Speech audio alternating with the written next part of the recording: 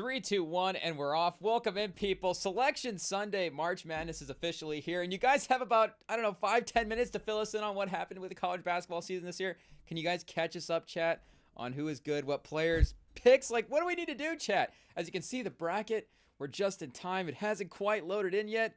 We are about to get the selections unveiled, chat, right? The broadcast, right before our very own eyes. And we're loud and proud today as well, too. Fresh off of a Big Ten championship tournament win for Michigan. Dusty May, in his first year, the head coach at the University of Michigan, was able to get this team to a Big Ten tournament championship. And I got to be honest, again, we literally just won this title like an hour ago, chat. But I don't think that there is a single head coach that I would trade Dusty May for right now in college basketball at all. I know, like, especially with some of the turnover and a lot of the legacy guys are gone as well too. And then there becomes like a trade value thing. Like, would you rather have, an older Coach K, a younger Dusty May? Like, even if we put Coach K back in a time machine, like 5 years, like 5 years of Coach K, 15, 20 years, 20 years is quite the tenure, chat. But, a pretty decent tenure for our guy Dusty May versus a couple years of any of these legacy guys. But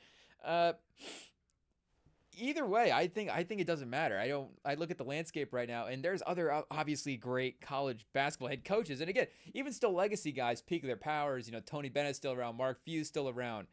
Bill Self, we got to give the man some credit for. We're speaking of the legacy rankings, chat. Rick Barnes, they're showing Tennessee, Florida highlights. Do we put Rick Barnes in the legacy rankings? I don't know. That's a call that IT is gonna have to make. They'll have to decide that one, but.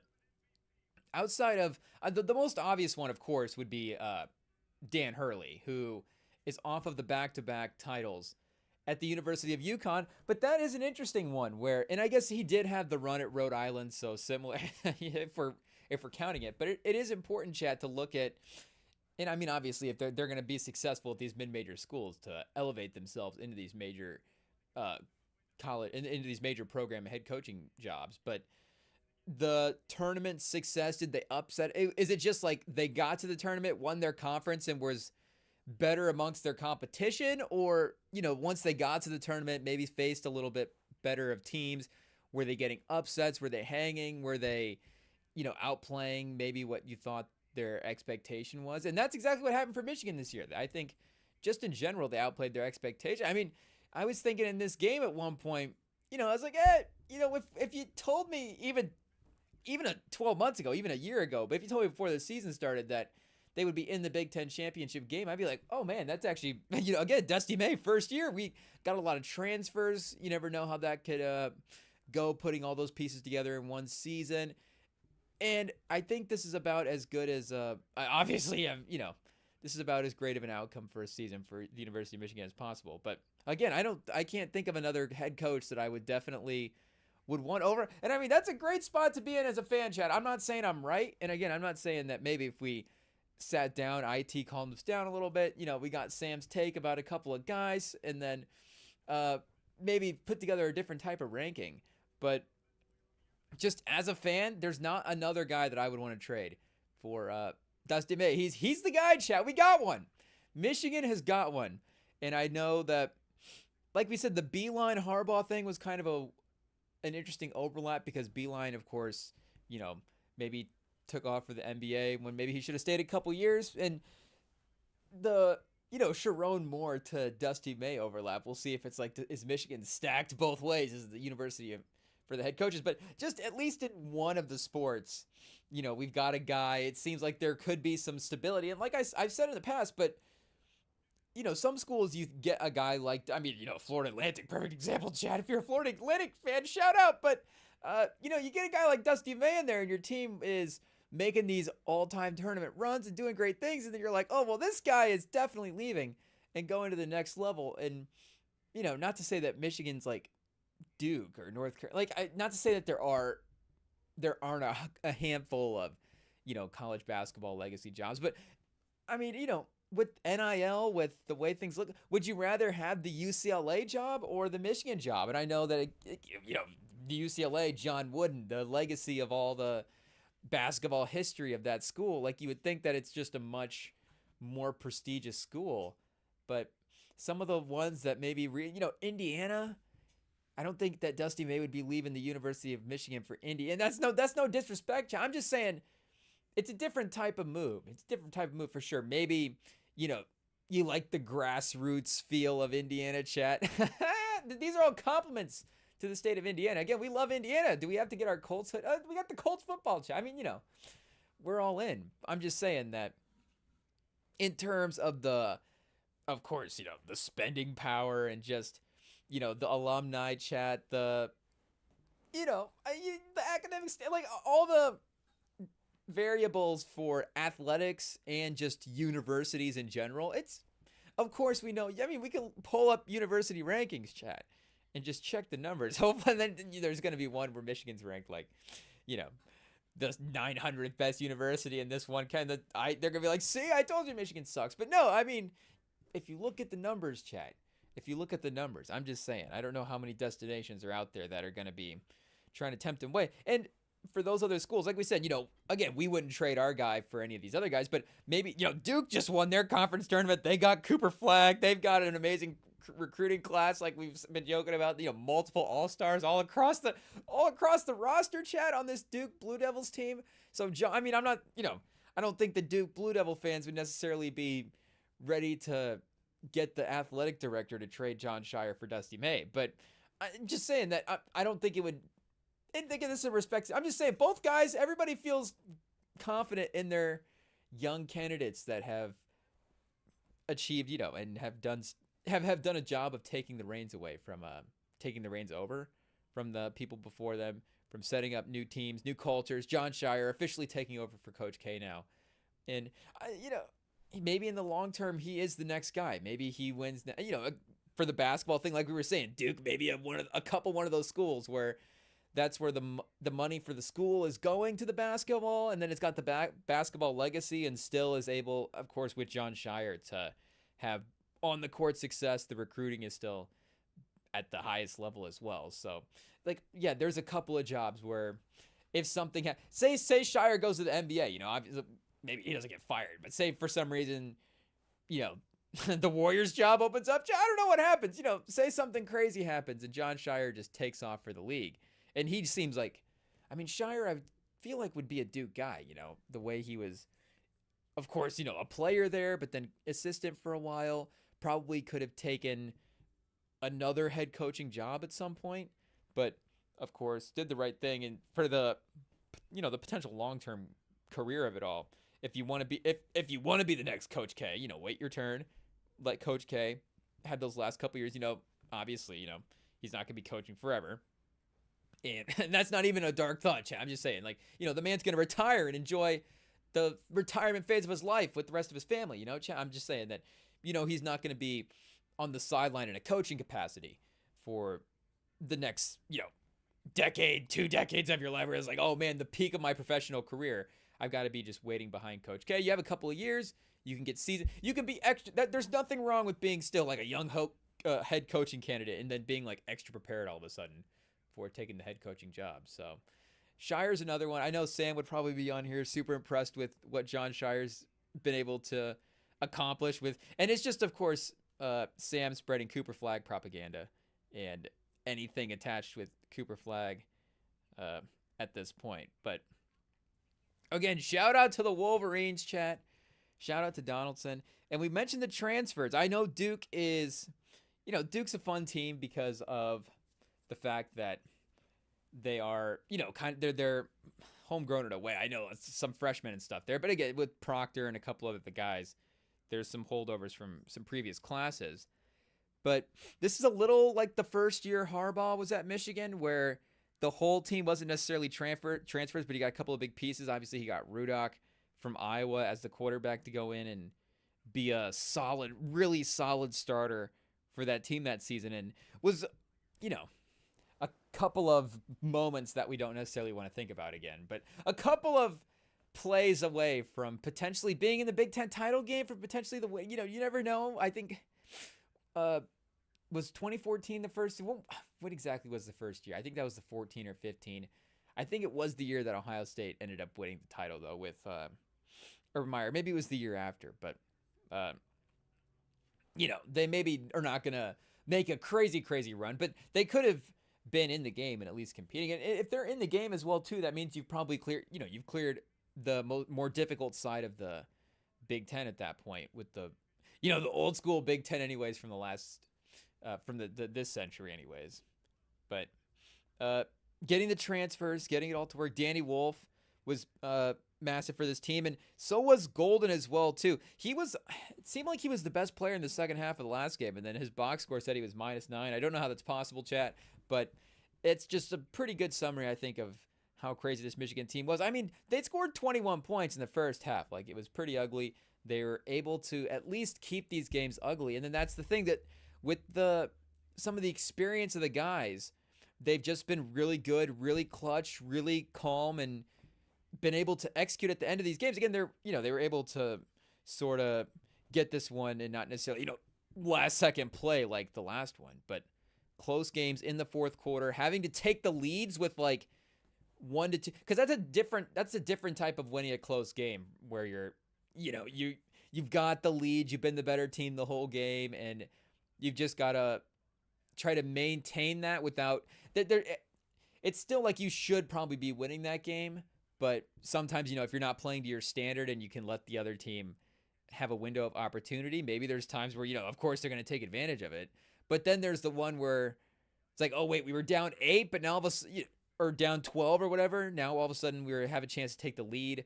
There's 2 minutes left. Can we take the lead? And then can we play well enough to close it out as well, too? It feels like there just can be like a couple more factors associated with that, chat. If we want to, do the LeBron narrative thing and just try to the most difficult roads possible for each of these tournaments.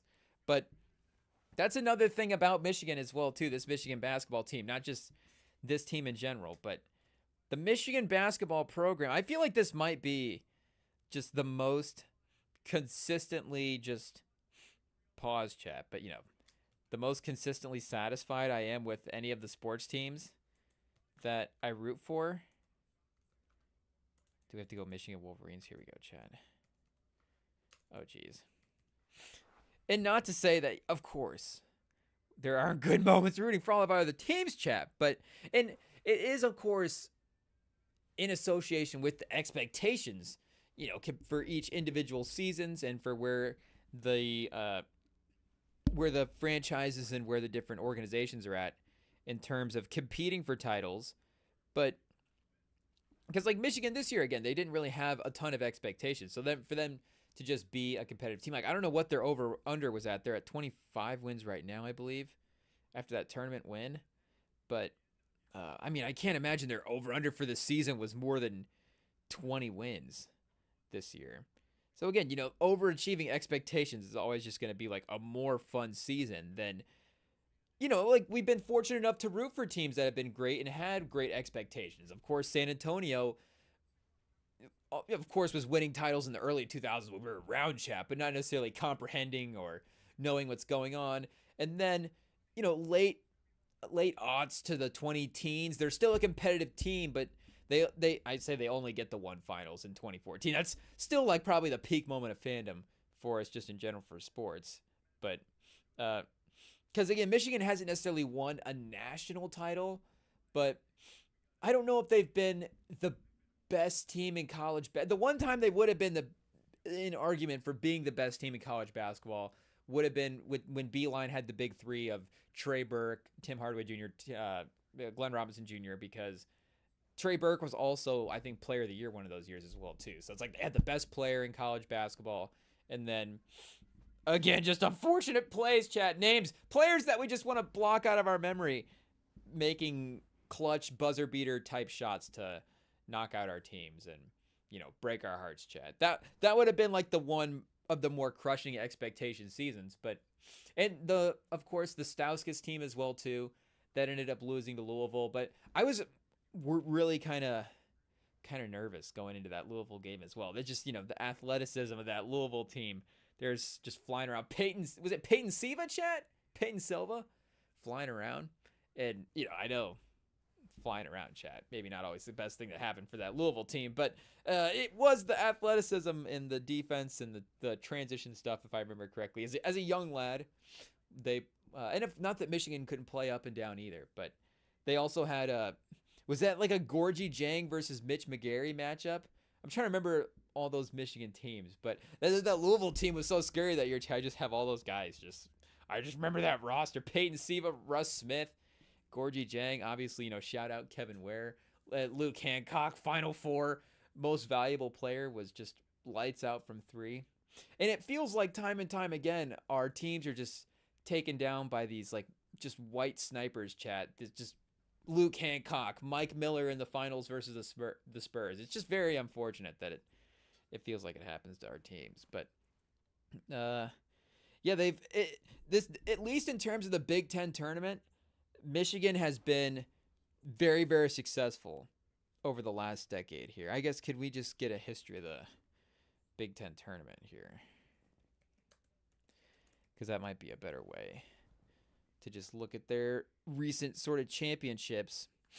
And that's the fun thing about, and I guess college football as well too has the Big Ten title, but at least winning a tournament is fun. And the extended sort of Big Ten this year leads to a different tournament where, Michigan just had to win at least 3 games. And I know, 3 to 4 games might have been normal for a top-ish team in the Big Ten going forward. But when you compare it to maybe the more games that some of the lower seeds have to play, it's just it's a bigger advantage than everybody having the same schedule. Yes, it maybe is not as much of a larger tournament for the better teams, but again, maybe it becomes a more grueling tournament for some of the bottom teams where Michigan was at some times, a couple times there, the lower seed that was able to go on and win the tournament. But yeah, winning it or losing it, I guess, making the championship game in 2014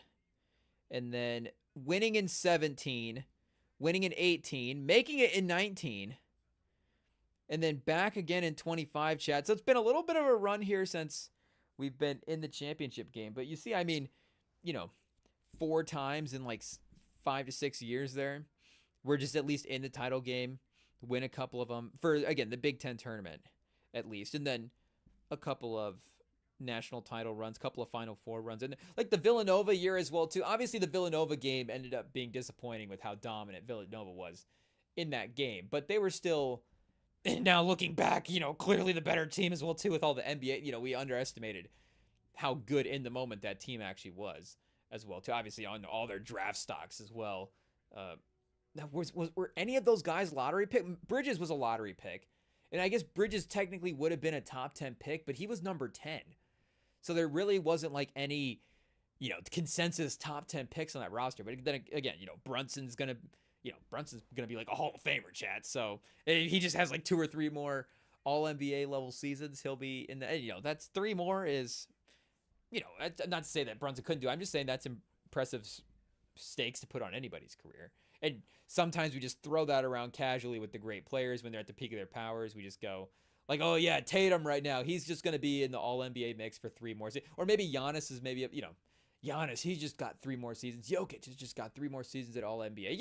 I'm just saying, you never know, of course, but we should give him the same respect, maybe a little bit in terms of Brunson, in terms of the all NBA conversation that we're giving these top guys. Because again, if we're keeping Giannis and maybe first team, second team, maybe we're just saying greater all NBA conversation in general. But then that again would apply for Brunson, where if he's hovering in the second, the almost first team, ending up on second team range to sort of third team range, like he's still an all NBA level player.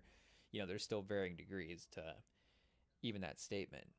But Bridges, of course, has been in the mix. If he was in a different situation, different roles, who even knows what his accolades as an individual player looks like. And of course, he's been up and down as that type of guy. Are they unveiling the bracket, Chad? Am I just rambling about Michigan right now? Or are they actually, are these just projections? I've got the TV turned down too quiet. I can't tell. And I know, I don't want to guess. I guess I just don't want to be brainwashed by like the 3 or 4 tournament games, the conference championship tournament games that we watched this year, chat. But make no mistake, it's going to happen. It's going to happen. I know it's tough to pick some of these conference championship teams to make a run that impressive, chat, where they make the run through the conference tournament and then into March Madness. It's just a long stretch of playing really, really good basketball, where especially, again, it's not a series where they just have to win even like best of 3 or whatever. Of course, you have to play good every game. We know this, chat. You guys are locked into how one-game elimination tournaments work. So that can always be a scary thing for picking some of these winners.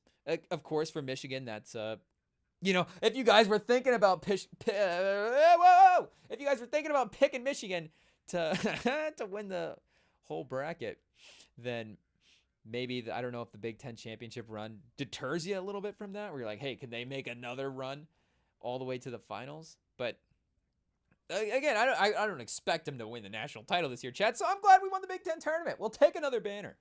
We'll take another year Big Ten championship thing and just get it up there, chat. Pause. But the East region, so we got Alabama as the 2 seed. Shout out to Sears. Shout out to Grant Nelson. Alabama is one of our side piece mistress teams this year. And over the course of the tournament week this week, chat, we did pick up another mistress team as well, too. We watched a game. Is this the first section that they've unveiled? Let's go back to it, chat, and just see. Okay, we're already doing a bad job of keeping up. Tough, chat. Okay, let's get locked in here. What's going on with the bracket? They're talking Duke. Oh, chat, they're just giving us all of it. Pause. Hey, yo. Half of the bracket's out. We're not even paying attention yet. Okay, where do we even start? They're talking about Duke. Oh, Cooper Flag, you got wheelchair off. I didn't see the wheelchair part of the highlights. The Paul Pierce of it all, chat.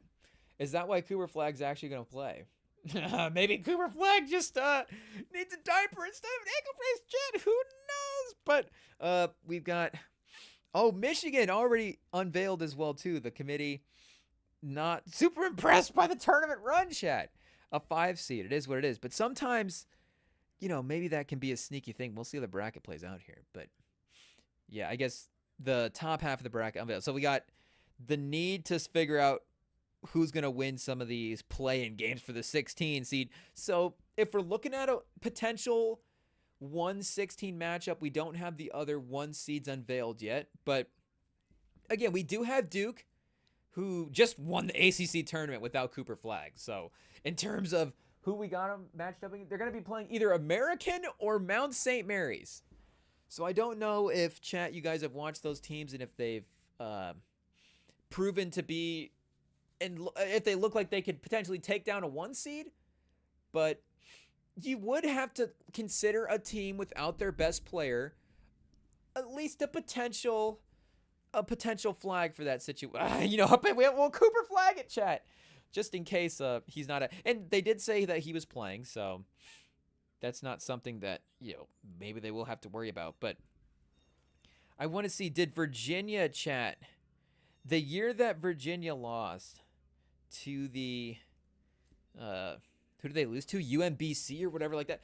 The year that they lost the tournament as the 1 seed, did they also win the conference championship? And Purdue as well, too, in the last couple of years. Shout out Zach Edey. That team also, of course, as a 1 seed, lost to a 16 seed in the first round. Michigan State was a couple of 2 seeds. I don't know if they ever lost as a 1 seed, though. I don't know if Izzo ever had a season that disastrous. But am I in college football? I was wondering why I was in 5. I was like 5-7. What happened to the rest of the Virginia Cavaliers basketball season, chat? What happened to it? Okay, now we're in the right spot. Basketball. The Virginia Cavaliers, chat. My bad. Sometimes. Oh, whoa. Where are they at? They're not a team that exists, chat. For some reason. And I can't spell Cavaliers. Okay, this is much more of a struggle than I thought it would be. Because they're not called the Cavaliers. They're just Virginia men. I gotcha. Oh, wait, Tony Bennett's not the coach of Virginia, chat? Where's Tony Bennett at? This shows you how locked in we've been on college basketball. We don't even know where Tony Bennett's Tony Bennett's just out of college basketball right now? Tony Bennett's a free agent, chat? Washington State before Virginia. And then I guess they let him go. So, yeah, he hasn't been there this year. Shout out Ron Sanchez. Sounds like just sounds like somebody that you'd have to keep an eye on if he's around your family, chat. But maybe he'll get to turn this team around a little bit better than apparently national championship Tony Bennett has had this team over the last couple seasons. But 17-18 was the year that they lost in the tournament in the first round. So they were tourney champs that year. They won the ACC regular season and the ACC tournament. Of course, only 3 losses. There's a good chance they won the tournament, but you never know. One of those 3 could have been like an upset second round type ordeal. And then for Purdue as well, Purdue, they followed it up making the national title. That's right. They couldn't actually quite, Virginia full circle the way that they were able to complete the storyline of losing that upset by winning the national title. At least they made it to the title game, though. And they did also win the tourneys. So, again, that doesn't necessarily mean that just because we've seen the 1 seed playing well without their best player doesn't mean that they're not susceptible to a loss in this type of situation. And again, Cooper Flagg might be playing, but maybe him compromised. You never know. I'm just saying DeAndre Hunter was out that game. It's at least a parallel if they tried to get feisty and rest him for this game or something. At least something to keep an eye on. And for Auburn as well, I think Auburn's another team maybe in that Purdue line where we just have to keep an eye on them. As much as I love Auburn and as much as I love Broome, I guess, and again, I haven't watched it as much college basketball this year, but I think maybe Broome's been carrying that team a little bit more. They still got, who's the wing over there, chat? Baker? He's still playing well.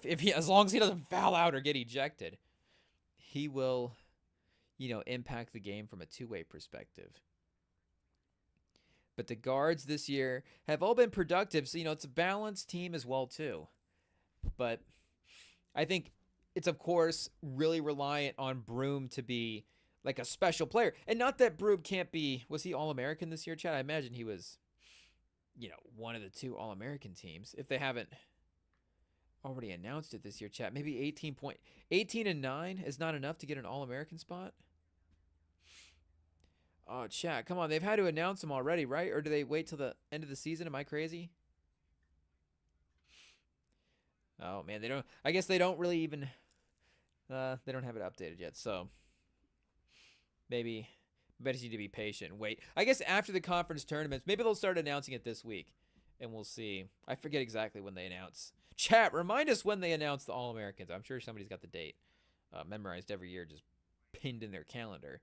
But if he was 16-8 last year, and was on an All-American team, and I think Auburn as well too, still a top-notch team like they were last year. His numbers a little bit better. Percentages maybe down a little bit, so efficiency, who knows how they're taking that into consideration for All-American, but still a pretty efficient player at the end of the day. But they're going to need Broome to have one of those runs. And let's actually go back to his game right here. I'm trying to remember if he had a bad game, unfortunately, when they ended up losing. I think, speaking of Baker, did he get ejected or he might have been hurt? I feel like he was also missing early in that tournament as well. And they weren't a 1 seed last year, but they were a top-ranked team that did lose a little bit early. And they lost early in the tournament, of course, to Tennessee. Tennessee ends up making a run to the SEC Finals, so they were, of course, a hot team. But, lost that first round game. By 2 points to Yale, he was 7 for 10 in that game. 9 for 11 from free throw. 24 and 13. So Broome was his best game of the season, chat. Shout out. So maybe he needs just more help or maybe he just needs to be even more generational than I'm talking about. But that maybe goes to even what I'm saying. Like, Broome can be good, and then some of these other guys just playing around him, chat. It was Baker in this game. Let's see, because he's going to be clutch. Yeah, 3 minutes. Did he get ejected or injured? You never know, chat. They did also have Donaldson, who unfortunately 2 for 7 from the field.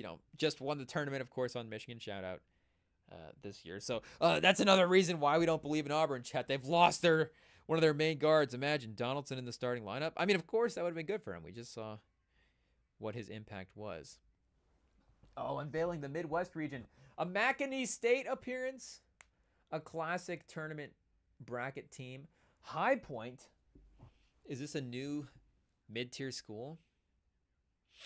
A new emergence, chat? I don't remember seeing High Point in years past. Houston, the 1 seed in this bracket. Gonzaga's an 8 seed this year. Down a little bit from years past. Is Mark Few also been fired, chat? Did he retire? Do we need to check in on that? Don't tell me Mark Few's gone as well, too. I mean, Tony Bennett just won like one national title. I mean, he was a great coach. He still is a great coach, But I don't know if he's going to go down like the all-time record books. But if Tony Bennett's out of the game, then I mean, Dusty May might. Yeah, okay, so he's still there. Mark Few still got a shot. And what's Gonzaga going to do? Fire Mark Few and bring in Tony Bennett, chat? Hopefully we're not giving him any ideas. We don't want to see Mark Few lose his job. We don't want to see Mark Few end up in the Big Ten, and all of a sudden we're questioning Dusty May after he gets upset a couple times. But keep Mark Few over on the West Coast, chat. It is what it is. But is this going to be a favorable tournament for Michigan? And like we said, we always know that one of these teams that we really enjoy watching, these college players that we always gravitate toward and, the fall in love with from a basketball perspective, chat, they always end up facing Michigan in the tournament. They always end up breaking our hearts, and it's going to be that situation. If we get to Auburn in the Sweet 16, if that somehow ends up being the matchup, Auburn versus Michigan, it's Janai Broome versus his old teammate Trey Donaldson, and then Janai Broome's just going to drop 30 and 15 and just ruin Michigan, and I'm never going to be able to watch Broome college highlights again, and it's just going to be unfortunate, chat. But maybe Michigan will make a impressive run, and then it'll be, tough to see our guy Janai, chat. It'll be tough to see him, unfortunately, get bounced. Sweet 16 for a 1 seed would be tough, but the show must go on for the University of Michigan. Though UC San Diego, I mean, Michigan as a 5 seed is not going to be a lock for a first-round win, that's for sure. I don't know if they're having some advanced stats on here to tell us what's going on. So their lead scorer is their lead player, 19.5 points a game, 57% from the field. So our lead player is 63% from the field, but he's a center. So he's getting shots around the rim. Not easy looks, but, closer looks. Is this guy a guard shooting 57% from the field, chat? Attacking? Let's see, we've got here 30 and 4. Oh, no. Oh, no, chat. We may really have to enjoy this Big Ten tournament win, and they're on a streak. They're on a run. This guy, a senior guard, 6'6", 200. Oh, no. Oh, no, chat. Is this team switchable?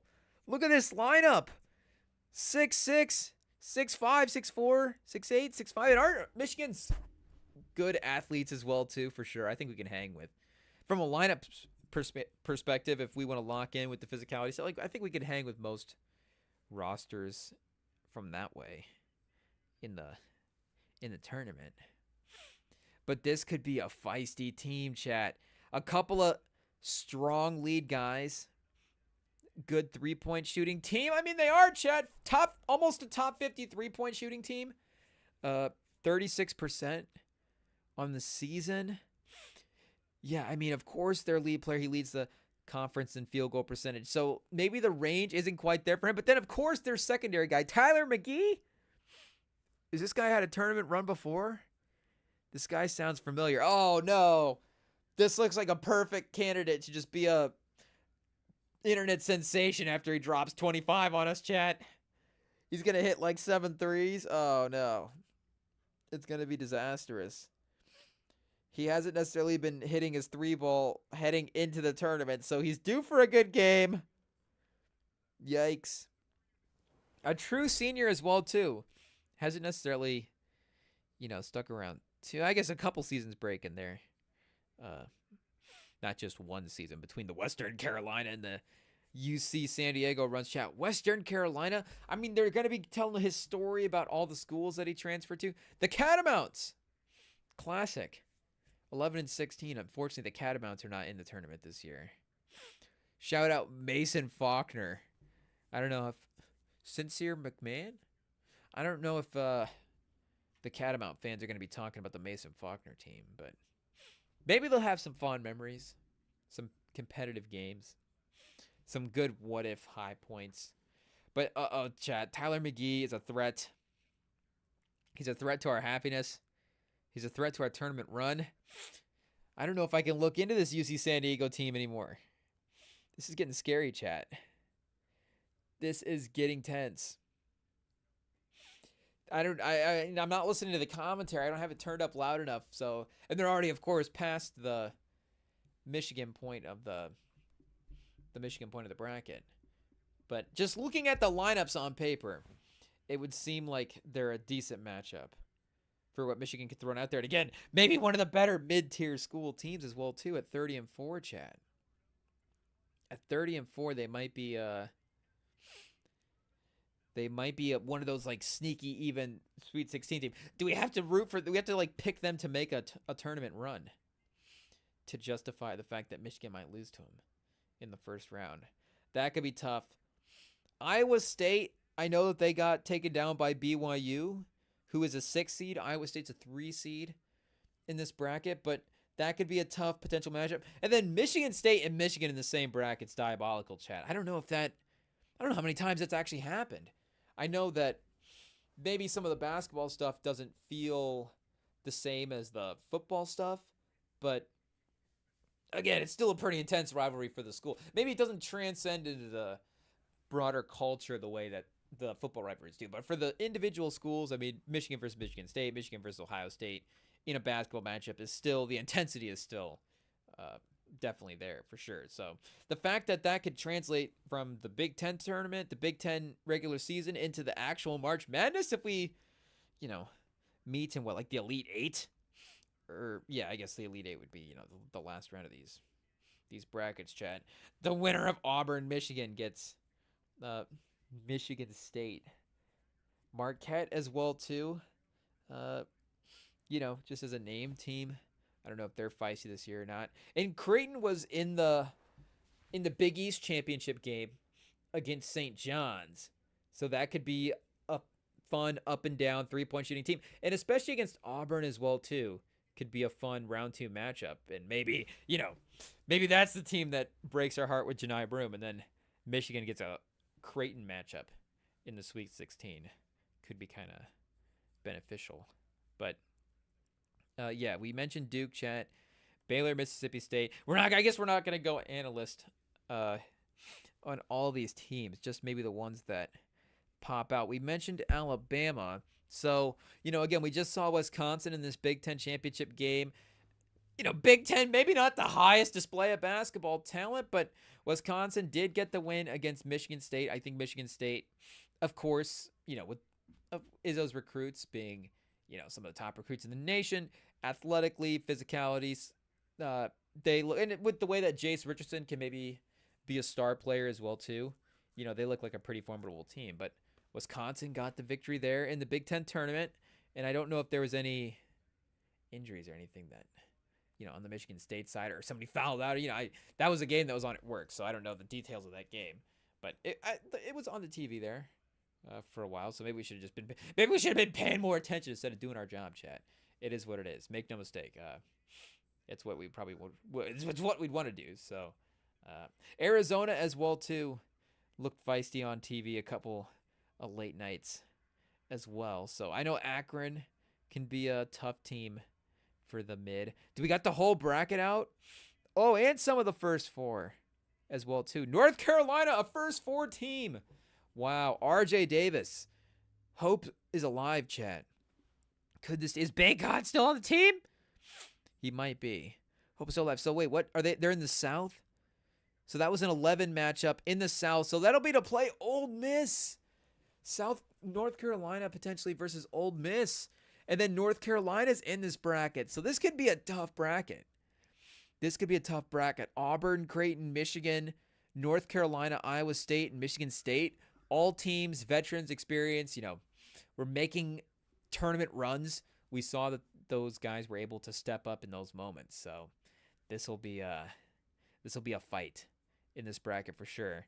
But in the West, Florida has emerged as a 1 seed. And again, I don't want to just buy stock into all the top teams that just like won their conference tournaments, because again, those may be some of the only teams that we just watched. But Florida, let's look actually here. Where did they start the season projected?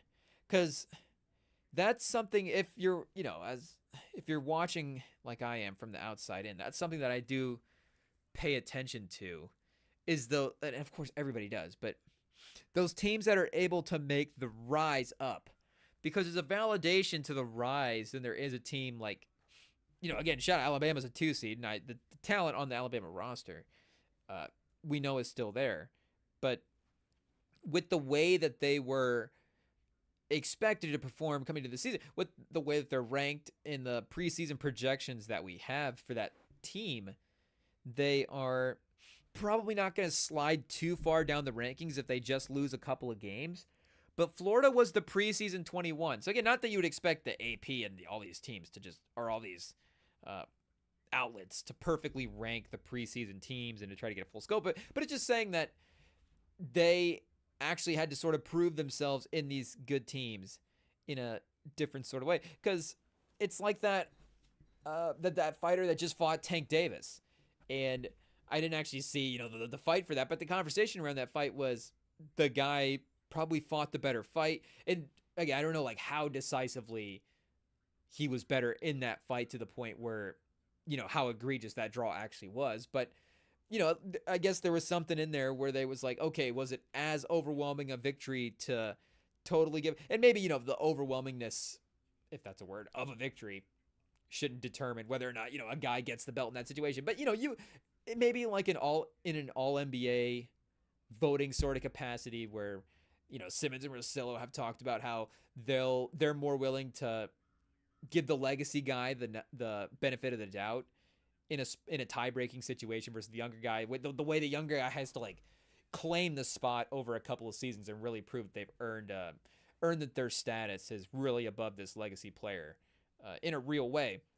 So it is like there are many versions of that in the season for like these college, I guess both, college football and college basketball polls. In college football, maybe even a little more difficult as well too, because of the way the season is shorter, and then the way the playoffs have been much more reduced as well too, where you're just more inclined at the end of the day to just lean toward the more stacked rosters. Not that they were ever like, oh well, we're just gonna pick the 8th best team in college football to be the 4th team.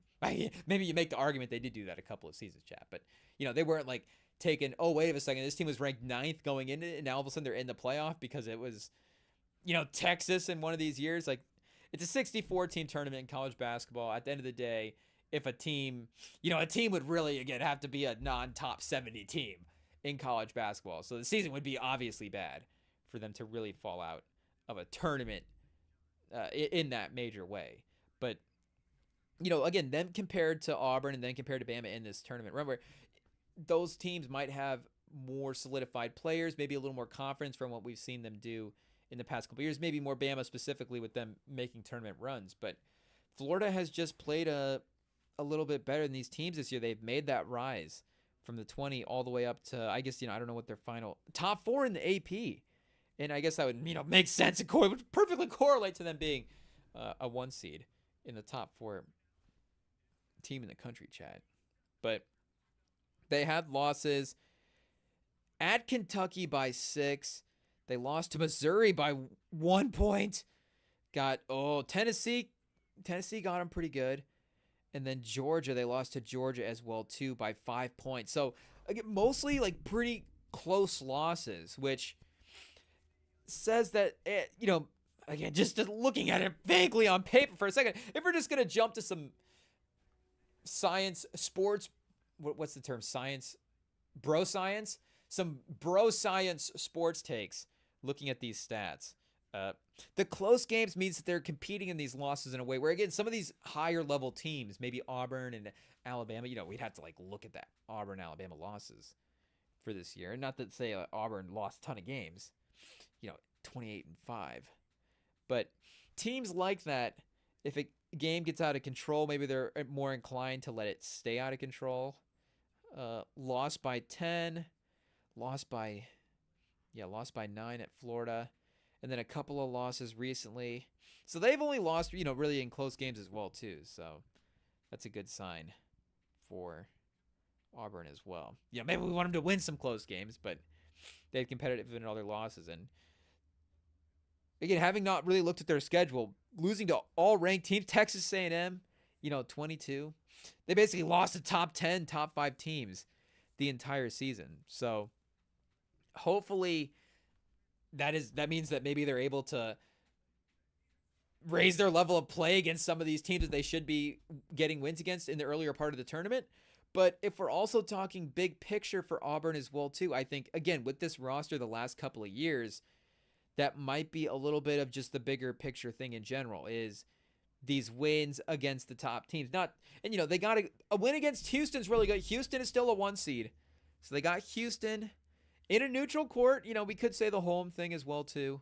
What are we getting? Flashback stories here, chat? Shout out Bronny. You forget that, the man sometimes, you forget the stories. Sometimes it just goes under the radar when you just think about, you would say like how far the man has come in his game. Pause. And you'd be like, well, Bronny, he's still at this certain level for the NBA. But it's like, yeah, I mean, maybe there's a point though where, his life in question, his quality of life in question, his basketball career in question. It's like, well, the man's now an NBA player. And for, reasons that we can argue about till the end of the, whatever. But regardless, you go from point A to point B. It's a successful run to me, chat. Seems like a pretty good turnout of events for Bronny in that whole situation, chat. But anyways, last season here. Let's check last season real quick as well, too. 27-8. I was going to say probably pretty similar record. Preseason unranked. So, yeah, of course, they, had a rise near the end of the season. Broome as well, too, really emerged last year as that top-notch type guy. But they lost to Baylor, who was ranked 20 at the time. Close loss. Got a convincing win against Ole Miss.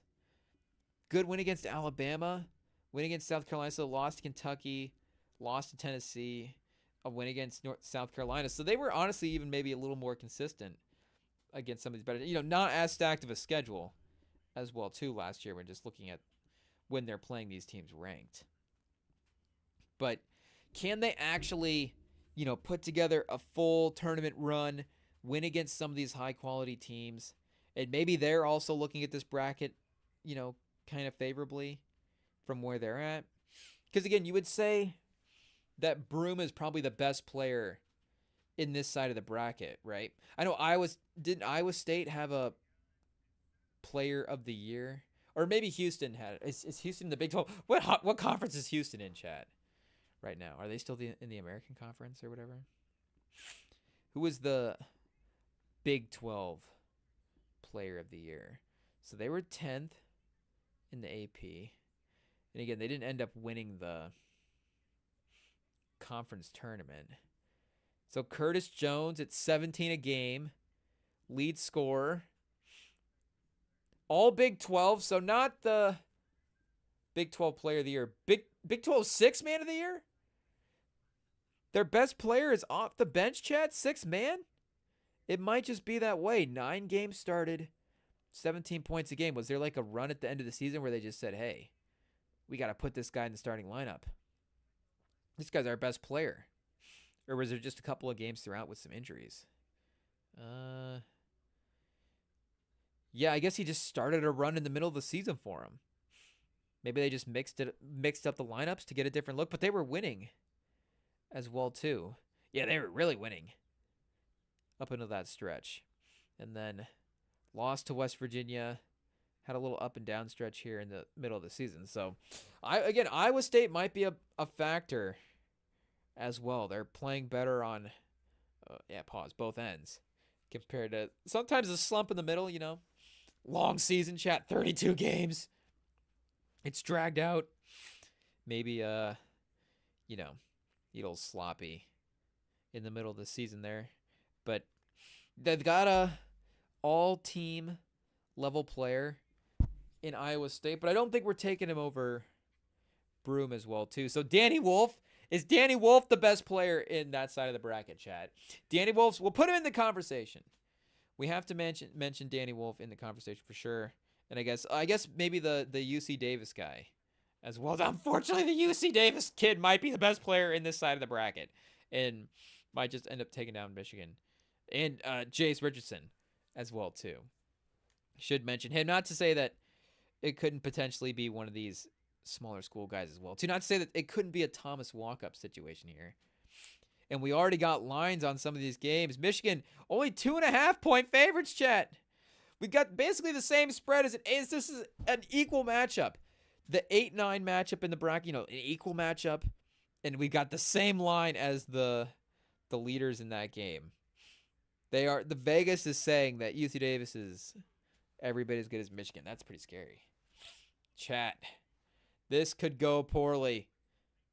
This could be a very, very unfortunate turn of events. A first-round exit, I feel like, again, we've been kind of a successful playoff team. We're at least able to be in these situations. If we, it's like we either make the tournament or we're at least in the Sweet 16. We're at least winning a couple of games. So that kind of early loss might be a unique thing to deal with, chat. That's for sure. But, ooh, exciting potential matchups here to start off for the March Madness bracket on the south side. So, wait, quick timeout, chat, before we get into the rest of this. And we still got picks to make in a second as well, too. Stay tuned, chat.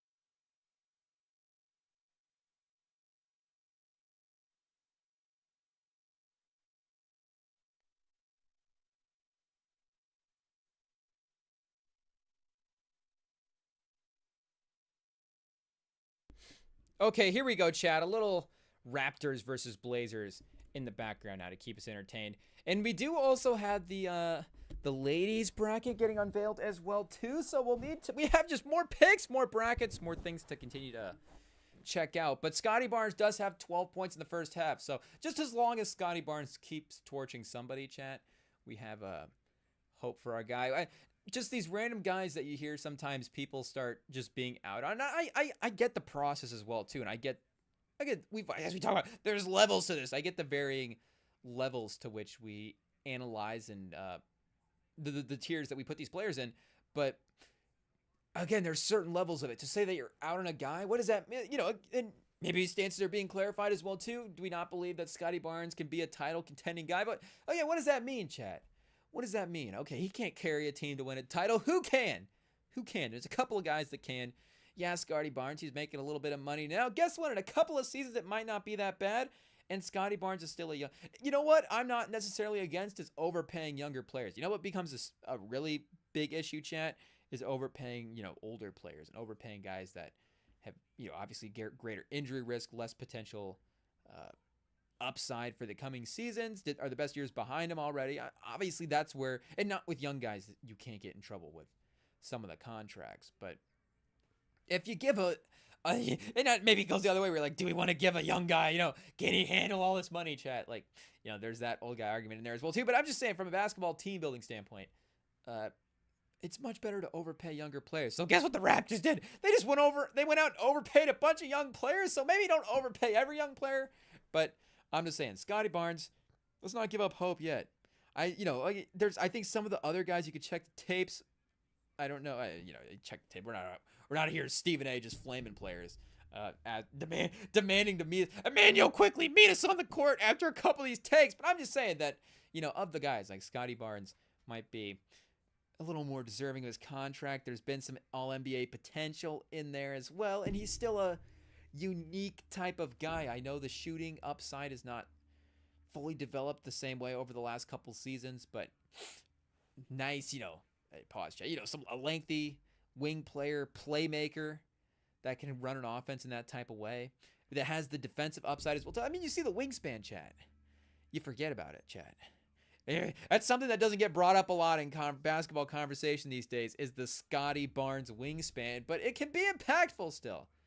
It's definitely a pro versus a con to his game, chat. But the Blazers, Kamara, Scoot Henderson, Shaden Sharp, they're storming back, chat.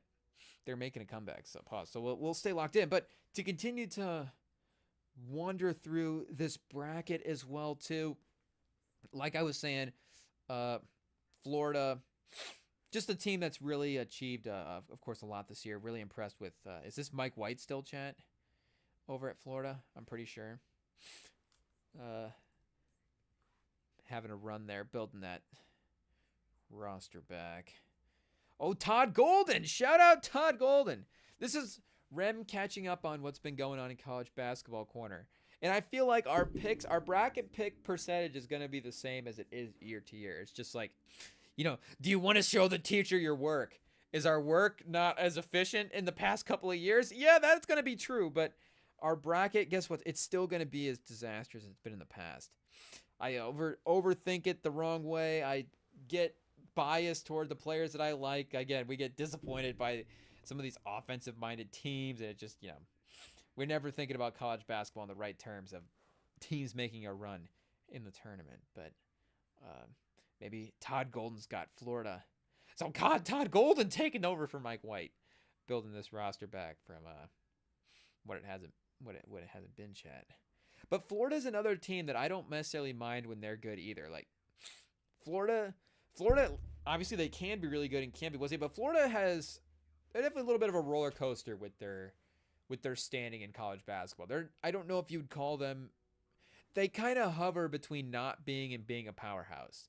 Again, when they're good, you look at all the good teams that they've had, especially this century, and that's the thing. Maybe the basketball legacy doesn't extend into the 80s and the 90s and the 70s the way that some of these other schools do, but maybe even past that as well too, for obviously a bunch of them as well. But if we're looking at least this century since 2000, if you look at all the good teams that they've had, they're right up there with the best schools in college basketball. But again, they've had some down seasons, not that the other good teams haven't, and they're not fully, I think, in the blue. I don't know if I'm gonna get quite criticized. I don't know if there's tiers to the blue blood thing as well. Like, is Michigan? I know Michigan is a blue blood basketball school, but again, Michigan hasn't necessarily had as much national success as Florida has this century. But maybe a little bit richer history just with the overall aspect of it, chat. But I don't mind a good Florida team. That's a team that is familiar, because it's okay if, again, these familiar teams are good in these college sports, for sure. Just not too familiar, not every single season. So that's why Florida's perfect. Just every now and then they pop up as like a real dominant team with some fun guys.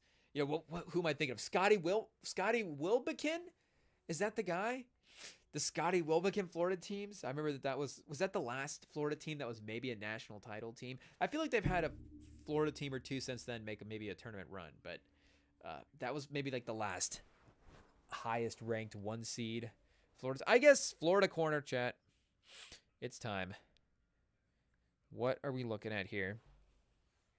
When was the last time they were a 1 seed in the tournament and ascended this high?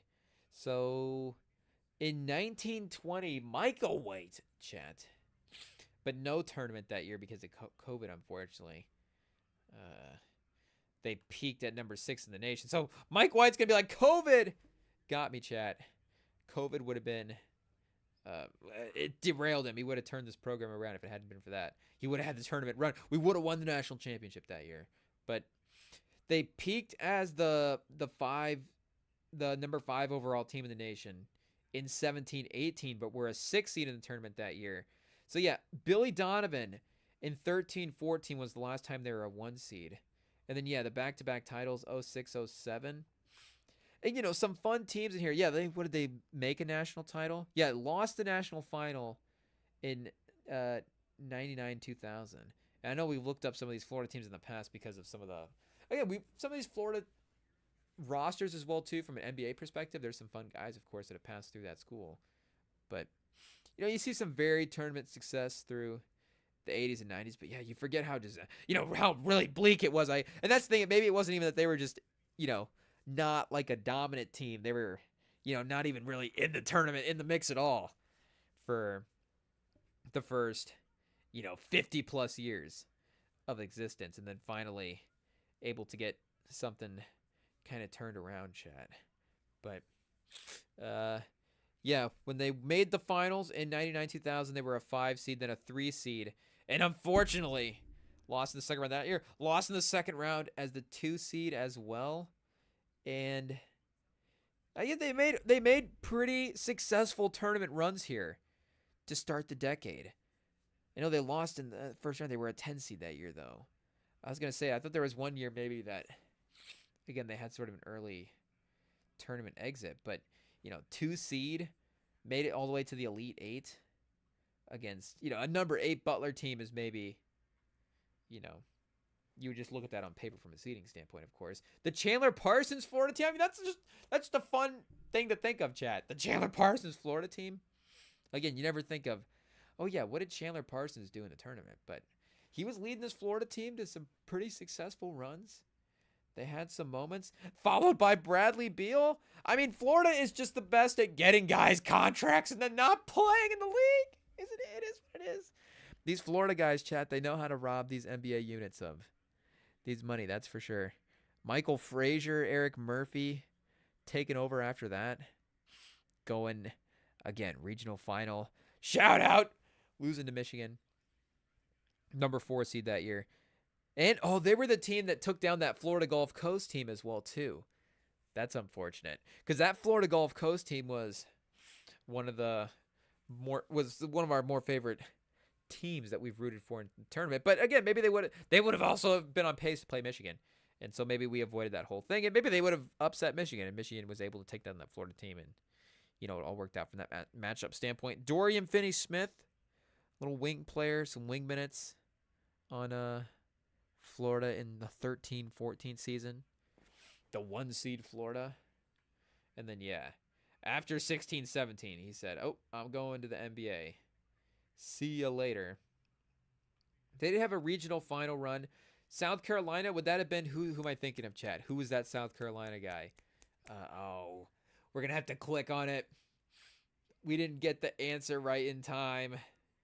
It is what it is. Sindarius Thornwell, PJ Dozier. How could we forget about the Sindarius Thornwell South Carolina team? that made a run, chat, all the way to the Final Four. I don't think it was a great Final Four that year. Was that the Michigan Loyola Final Four year as well, 16-17? I think it was the Villanova year. But Kayvon Allen's a guy I thought I had stock in the league as well. He had a game where it was Florida versus Kentucky. It was him versus Malik Monk, and they're both Arkansas guys, so they were showing the highlights of course, these guys battling it out in high school at Arkansas. Now they're in college at the SEC, the biggest stage, SEC, battling it out for the win. And it wasn't even like a tournament game. It was just a regular season game. And those guys were going back and forth. It was a lot of fun. Of course, that was a really stacked Kentucky team. And I want to say that they got the win there. I just remember the duel, and I remember being like, oh, put Kayvon Allen on the draft board, chat. So I think we still have a little bit of time. Devin Robinson, though, of course, ended up being the guy, 6'8", the wing.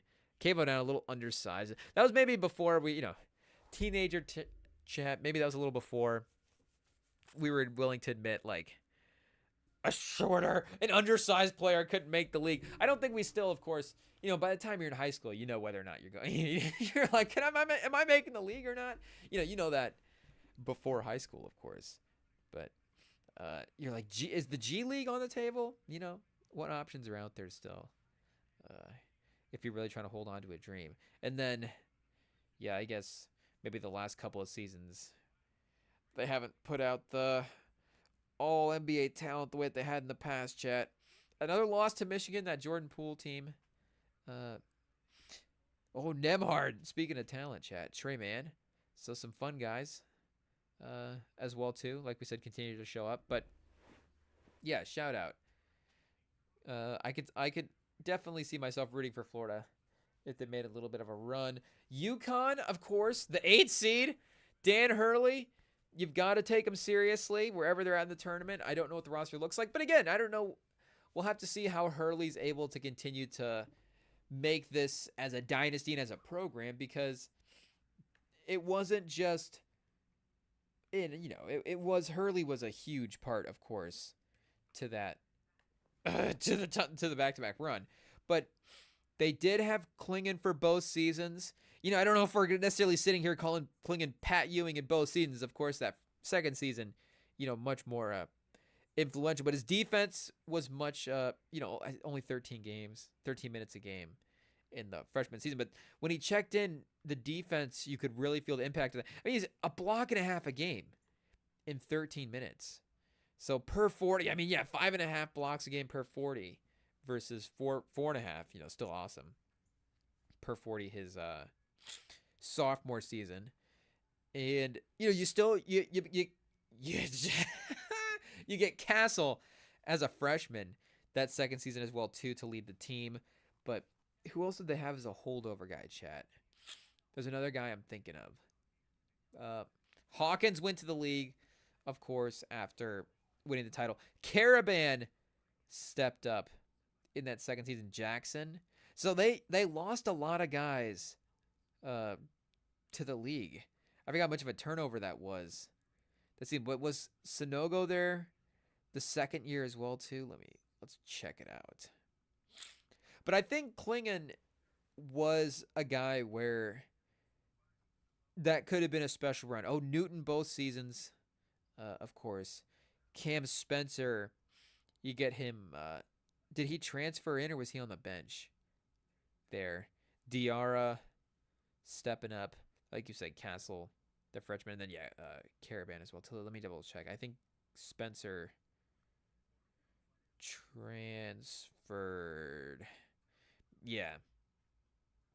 So, still a lot of the main rotation pieces there, both seasons, where you could say that, again, Newton, especially the defense of Klingon and Newton, and then Caravan as well, too, is just a smart player. Like, that could have honestly just been a really brutal combo to face for the tournament at the time that they were in. That just could have been an awesome unit of guys that they had. So, again, not to just completely downplay the team they have now. Of course, like we were saying, UConn on the 8th seed.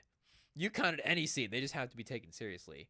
They're known to just pop out and make a tournament run. And you still have Caravan as well, too. I was going to say that they still had Caravan, but yeah, and Diarra as well. So there even still is a couple of guys hanging around from that title team. But again, maybe the more impactful guys from that run are already in the league. But Oklahoma, game 1, and then, a potential Florida matchup, game 2. Memphis versus Colorado State in the first round. Maryland was against Michigan in the semifinal, and that was a fun one to watch. It was a great game, and, literally went down to the last 10th of a second. Michigan in that lay-in. Shout out Donaldson again. But they had a couple of guys, Maryland did, that I wanted to check out, from of course, just a entertainment value standpoint, but some guys that have been getting some draft buzz as well, too, throughout the season. And I guess I don't know exactly where Julian Reese is at right now on board. Should we look it up, chat? Let's see where Tankathon has Julian Reese. Maybe, okay, let's be honest. Julian Reese, related to Angel Reese, so we're just like, is he a good basketball player? Chat, let's see what's going on. And he is really solid. Hey, yo, pause. He is a really, really good basketball player.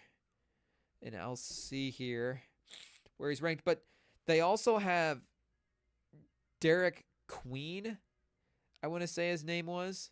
Or is it King, chat? Some sort of royalty. I forget which exact title he had for the name. But they had a center in the mix as well, too. Okay, I don't think he is on here, chat. The Julian Reese.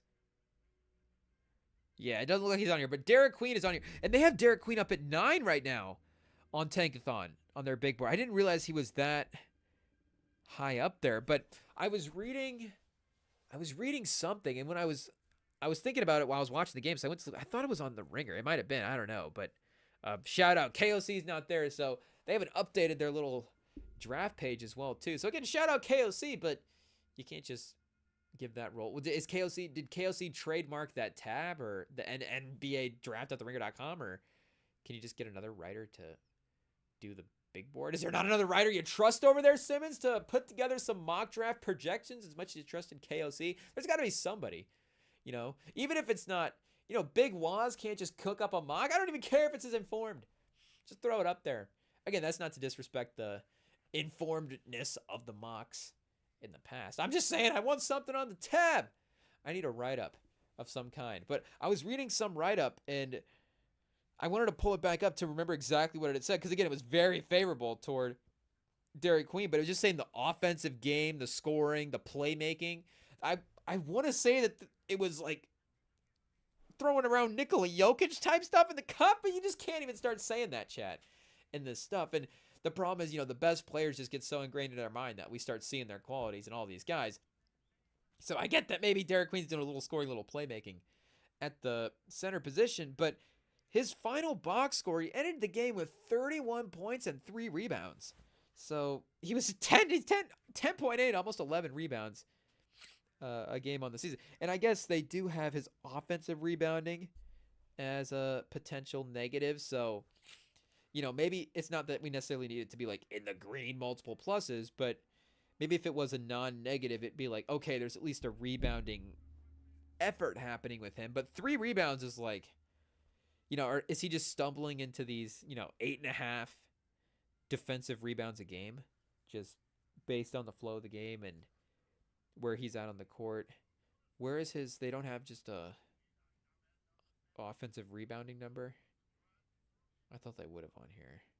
Oh, I guess we'll just go to the stats, chat, and see what's going on. But 30 points and 3 rebounds is just very hilarious. Zero assists as well, too. But, again, cooked us from the field. Was getting to the free throw line.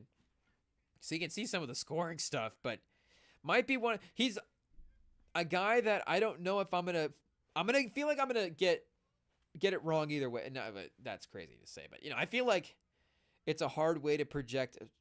Pause. It's a difficult thing to project either way with his career, chat, because he's the type of guy that I would have had this type of player, like maybe a little too high up on a big board at one point, but now I might overcompensate, and all of a sudden this, Queen's going to be the one that turns out to be the guy. Again, not to say that he can't.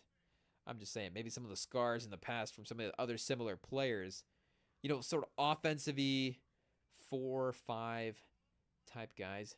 6'10". So definitely, looking like a 5 in the league, but maybe hybrid a little bit as well too. But I guess from an offensive rebounding standpoint, 78 offensive rebounds on the year.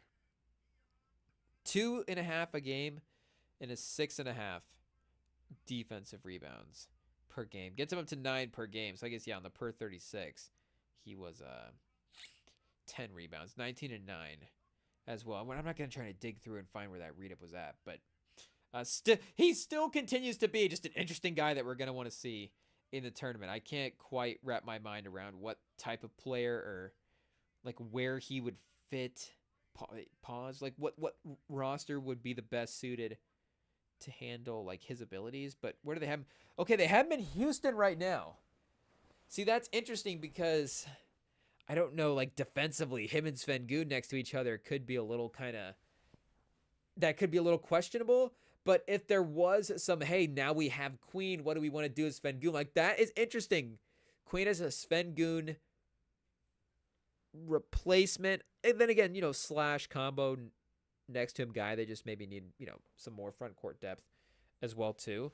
But, maybe does Murphy Boyles feel like more of a Houston type player? And again, I haven't really watched a ton of college basketball. It's here to know like landing spots where these guys would fit. Pause. But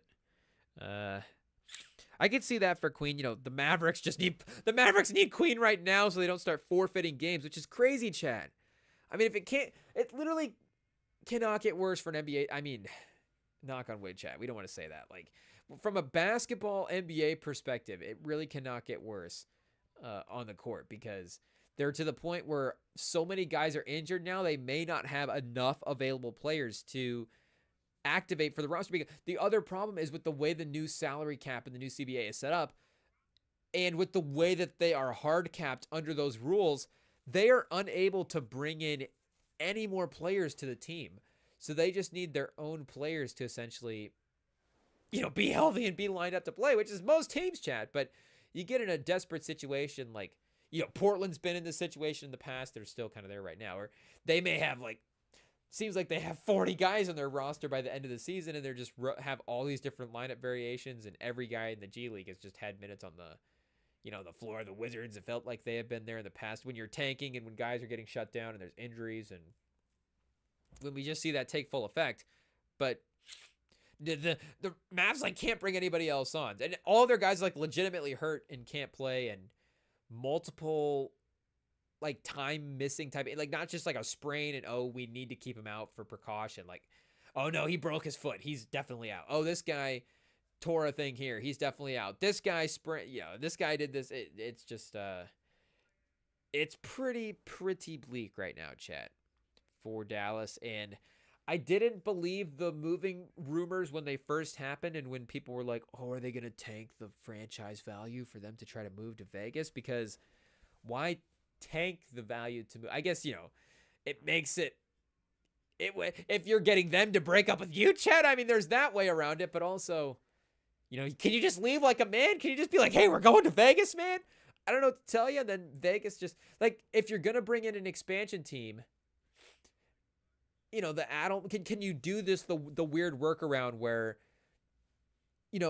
I get it, maybe there's a different way to, again, the operations of it, but the Mavericks owners move/get a team in Vegas, and then the Mavs get the expansion team, but the expansion team can still be the Dallas Mavericks? Because, I mean, didn't we see that in the NFL when the Browns moved to Baltimore? When Cleveland moved to Baltimore and then became the Ravens, and then Cleveland got an expansion team, and the expansion team is still, fortunately the Cleveland Browns got to keep that history because they have not done anything, which maybe, makes sense, chat.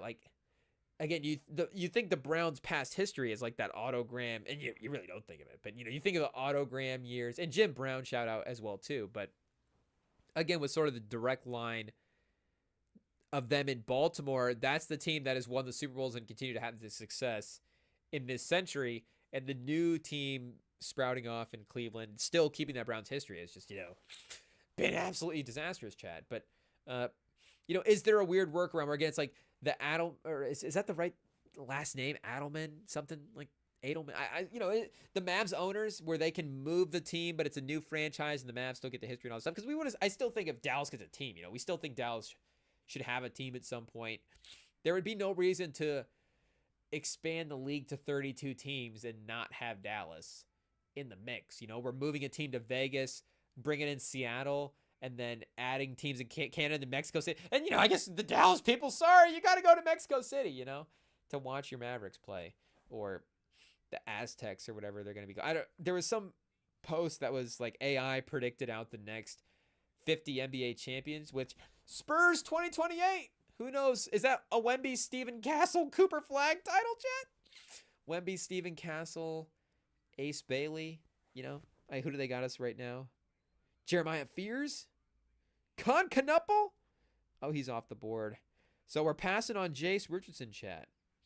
And he's in maybe he's in the range if he falls to 16. Maybe that's what we're looking at. Or packaging some of this stuff to move up for Jace Richardson. Who knows? But the Duke Center as well, too, could be really, really interesting next to Wemby, and get the size and the defensive presence with both those guys. I know some of the defensive numbers is not like off the board stellar, but you saw the athleticism throughout the tournament as well, too. I could see definitely him continuing to improve that element of the game there. So, anyways, what were we talking about? Queen and playmaking, and we should be talking about the bracket in the tournament. And anyways, Maryland versus Grand Canyon as the 4 versus the 13, Missouri versus Drake, Texas Tech, Kansas. Shout out Sam. I don't know how far he thinks Kansas is going to make a run this year, but speaking of mistress teams, chat, we've adopted another mistress team, and I don't know if this is necessarily the number one team. Because, again, Alabama did make a run last year. So, Alabama, we do have faith in. But they were some of the games we watched them, they were a little sloppy at the end of the games. The tournament end-of-game stuff, they weren't necessarily full on peak at the SEC level this year. Again, in this past tournament.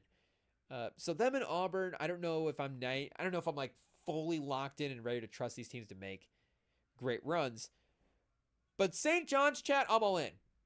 I'm all in. I don't want to be brainwashed too much by those games, but if you're going to be buying in from what you're seeing in the tournament, I'm not saying that St. John's was necessarily the best team that played in all the tournaments. I mean, they're right in the mix. They're a top 8 team in the tournament if we're just looking at the seeding.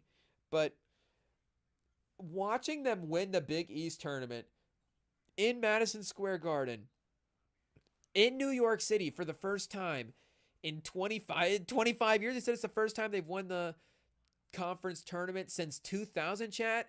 I mean, it was basically a St. John's home game. The crowd was absolutely electric. It was the most insane environment for this year, it was absolutely insane. But maybe, again, I was barely even born, chat. I guess, was I even born? I probably wasn't even born yet.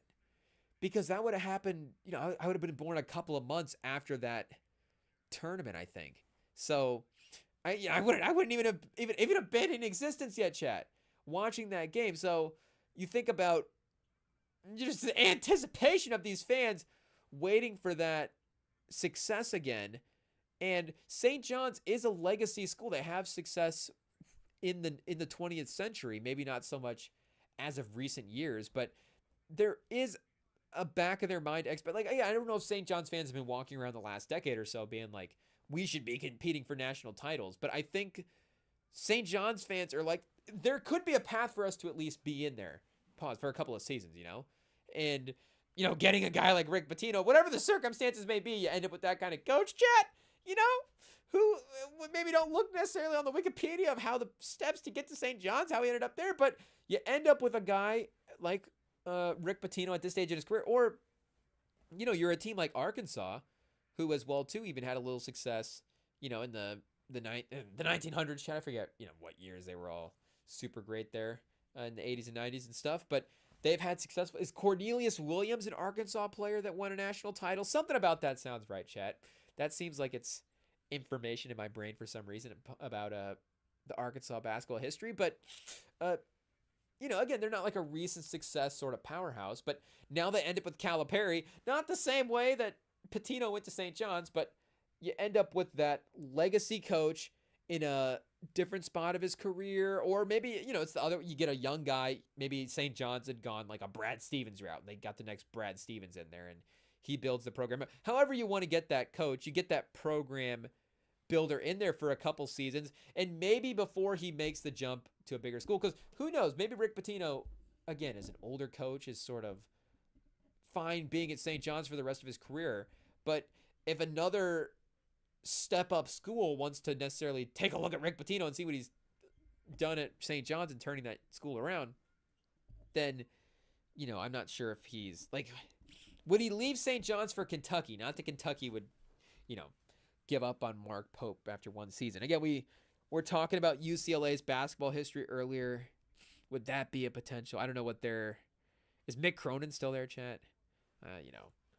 Oregon, do they have more money from an NIL standpoint? I don't know what the St. John alumni situations look like. It could be a pretty impressive, maybe it's not the Phil Knight, Nike, mini celebrity sort of money. Yeah, at least maybe it's not the names behind the money the way that Oregon does, but St. John's being a New York school, maybe there's some Wall Street connections in there, some hedge fund guys that are really putting some smart funds into maybe there's some crypto dollars in the NIL funds for this St. John's team. But the Big East as well, too, can be a team the last couple of years in the tournament where if I fall in love with sort of a Big East team, that can be a team that has a bit of an early exit sometimes.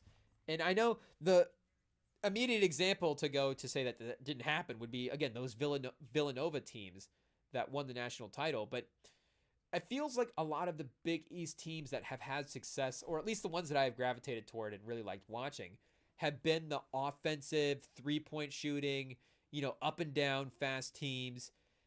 And Villanova was that for sure. They had the floor spacing and had the three ball there. But again, their physicality and their defense and their two-way ability, they were just as physical and as good of a defensive team as any team in the country. So I don't know. Should we go a little stats check? I don't know where they're at for the defensive stats this year, but they looked about as, athletic-y and flying around-y as any of these schools out there. So I don't know. Opponents' total points, is there a per game here? I don't know if that's the best way to calculate just points per game straight up across all the schools, with the varying levels of competition. But it'll be at least a decent start if they stand out, in a very obvious way here. Let's see. Okay, so they're not. Oh, they are top 30, chat. They are top 35. So I know, we might not be saying that they're like, for just saying that this is a copy and paste tournament to stats ranking. So again, we should go like defense in the tournament. Do I still have the March Madness app on my phone from last year, chat? They have the matchup stats if you go into the bracket. I guess maybe ESPN does it in their app as well too. But do I have to get the tournament app? Or can I just make the picks here? Okay, I think I just make the picks here. Okay, chat, we might be... Or I guess... What am I doing, chat? Hey, yo. Am I logged in already? Okay, I think I am. Hope I don't reveal any private account information. Trying to get into the bracket challenge. I should have already got into the bracket challenge beforehand, chat. Here, let me just close this page out real fast. Because I'm actually going to create the real bracket here for myself. We might as well just make the picks now, chat. We might as well just make the picks now. Make no mistake. I mean, the tournament will be on, this weekend. So we'll just be watching the tournament. It'll be too late by the Friday stream to start making picks. We'll be Friday night watching the games. And we could definitely do a full-on, bracket special, pick special on Tuesday. But I don't know if I've watched enough college basketball to get 2 episodes out of the bracket. And we've got NBA to continue to talk about. So again, we know that Friday is probably going to be a lot of college basketball in the moment as well too, consuming March Madness. But in terms of, again, what's going to be on in the background and what's going to be the main focus, the NBA giving Tuesday night a little opportunity there to focus on that before some of the heavy March Madness stuff. Okay, chat. Let me hear. Whew. Stop rambling. Let me actually get this page pulled up here real fast.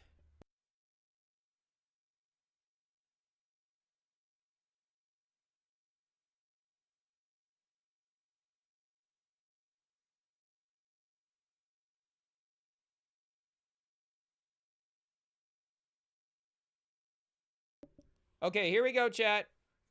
Pick selector. March Madness 2025. I guess we were checking to see if they have the stats on here as well.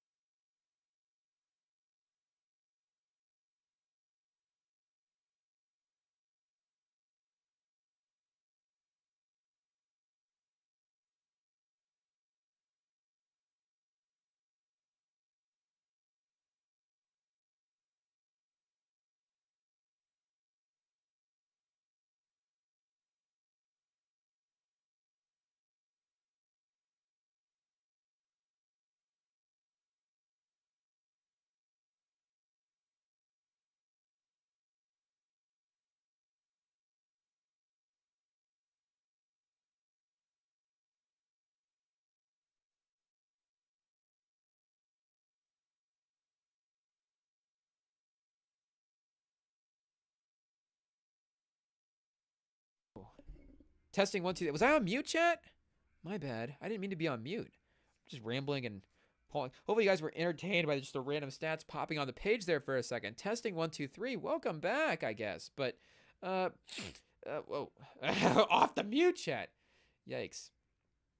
But anyways, just to go back to what we were saying earlier, we were trying to focus on these defensive stats, find some of these defensive stats, and we discovered that St. John's BPI rank, their ranking, at least according to ESPN, is a little bit lower than their seeding. They're ranked 12th right now in the ranking, and they are a top 8 seed. But regardless, what the energy that so that's going to be thinking, the neutral court, them basically playing on a home crowd was an advantage. So there we go, chat. If this, see, I'm going to try to overthink it now and catch myself with these biases, but if this is a potential bias in the moment, then being caught up with the crowd and the energy behind St. John's in that matchup, then maybe at least I'm able to spot it in real time. But, a 2 seed is Omaha. Is this going to be the upset? Omaha? I don't know, Chad, but I'd still be confident in our Rick Pitino squad to get the job done. And just there was a stretch where they hit like 14 straight shots. So, again, I'm literally watching them at the peak version of themselves. But turns out peak St. John's, pretty decent basketball team. So 6 overall in the poll as well, too. So I don't know why they're getting the disrespect in the BPI. But, again, you see the lineup, 6'7", 6'9", 6'5", 6'7". So this is where basketball's at as well, too. But St. John's does have an athleticism to them for sure. And who knows, the next Villanova team, are we looking back going, man, RJ Lewis, he's on his second All-NBA team. Should we have known with the way he was playing back then? Zuby Ejiofor, chat, seems like he has upside as well too. Kadari Richmond had a couple of moments one-on-one. I mean, he's 49% for the field. So these top 3 guys, there is an efficiency there for sure. And, Devon Smith looks like is going to give you some 3-point shooting, maybe not the most efficient from the field, but some of these 3-point shooting. So, maybe some of their bench guys, not necessarily lights out. But so yeah, you see overall 3-point percentage, they are 300. They're actually one of the, bottom tier 3-point shooting. And I guess their top guys aren't necessarily giving you a strong 3-point percentage. But again, them attacking anyways, that size, that athleticism. So again, that Creighton matchup was favorable for him as well too, because Creighton had some undersized positions that they were able to take advantage of and definitely get some switches and get some favorable matchups, and their athleticism was definitely able to shine. But I bought in, chat. I bought in. I'm rooting for St. John's. And I've had St. John's teams that I've rooted for in the past. Shout out Shamori Pons, chat. Shamori Pons might be first team all Rem and Sam, just favorite non-Michigan guys. 2-time all Big East. I mean, look at this. One of the great all-time Big East players. 21 points a game in the 17-18 season. And he had a game once, I want to say, was it also against Creighton? But he had like just a random 42. Again, not random for him. He was a great scorer. 20-point-a-game scorer, basically, his entire career at St. John's. But in terms of just, day of the week, week of college basketball, just one of those random Saturday afternoon games where he just drops like 42 points and has an awesome performance. I'm like, who's this guy? Again, another guy like Kayvon Allen, where we're like, sign him up to put him in the league. Spurs start drafting. Was it 44 in the tournament against Marquette? It might have been this game here. Let me check. Did he have any other 40-point explosions in his career? No, he didn't, chat. So, yeah, it would have been this one because I remember it was definitely 40 for sure. So, conference tournament against Marquette, 16-23 from the field, 44 points, and an 86-78 win. And this Marquette team, I want to say, was a deadly team this year. Never mind.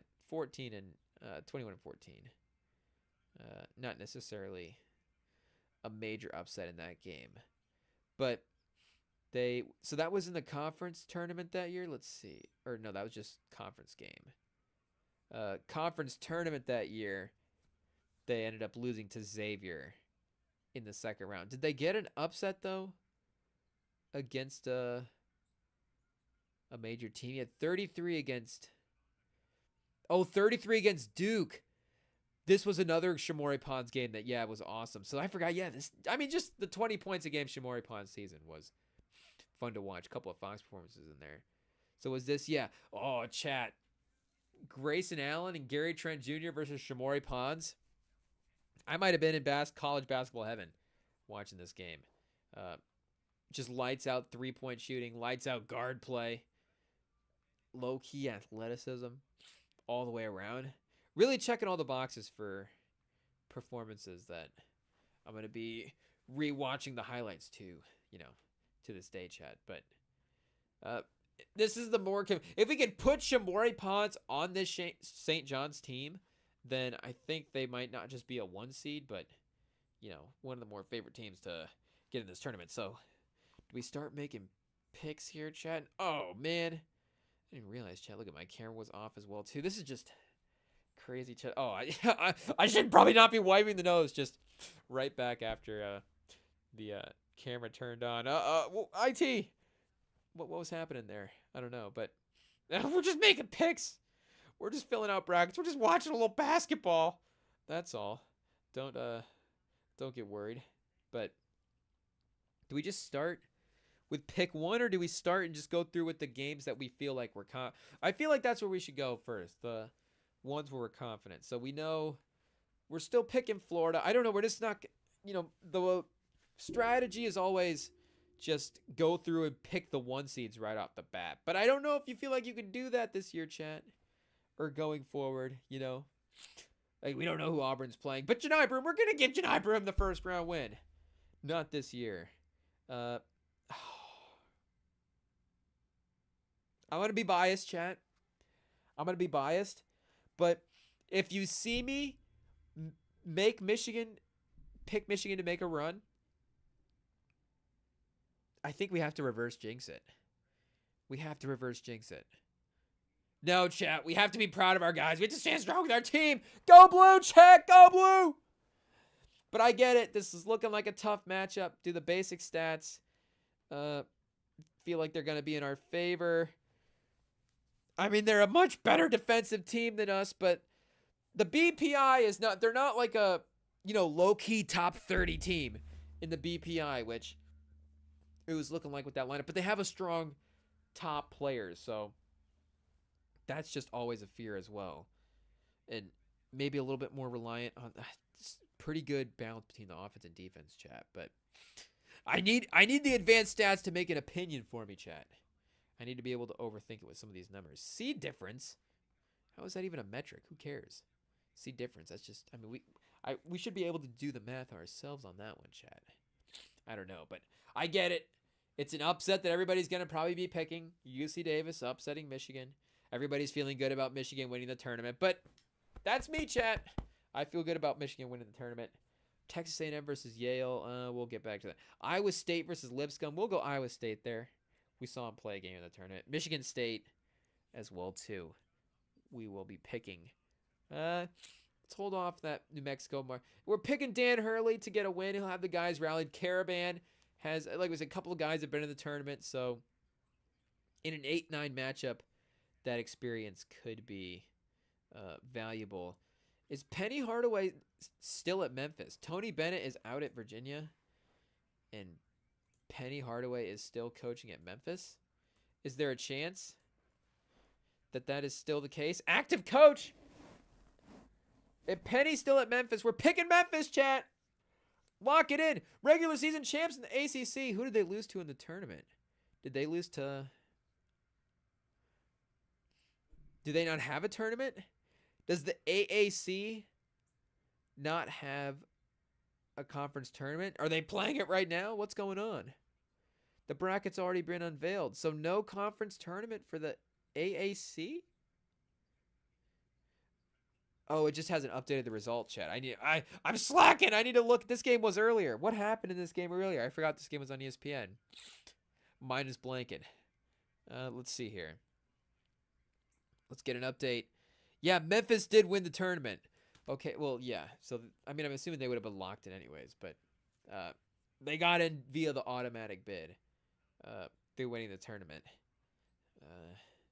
So, Penny's in. Memphis is in. We're picking Penny Hardaway, chat. It is what it is. Maryland versus Grand Canyon.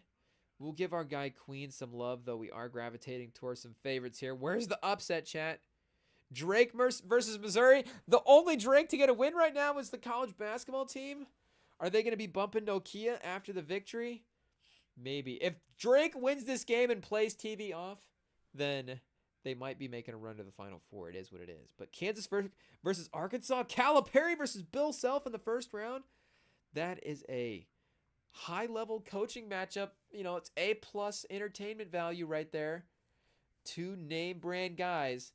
But it feels like Cal's guys have been overachieving a little bit. Maybe a little up and down.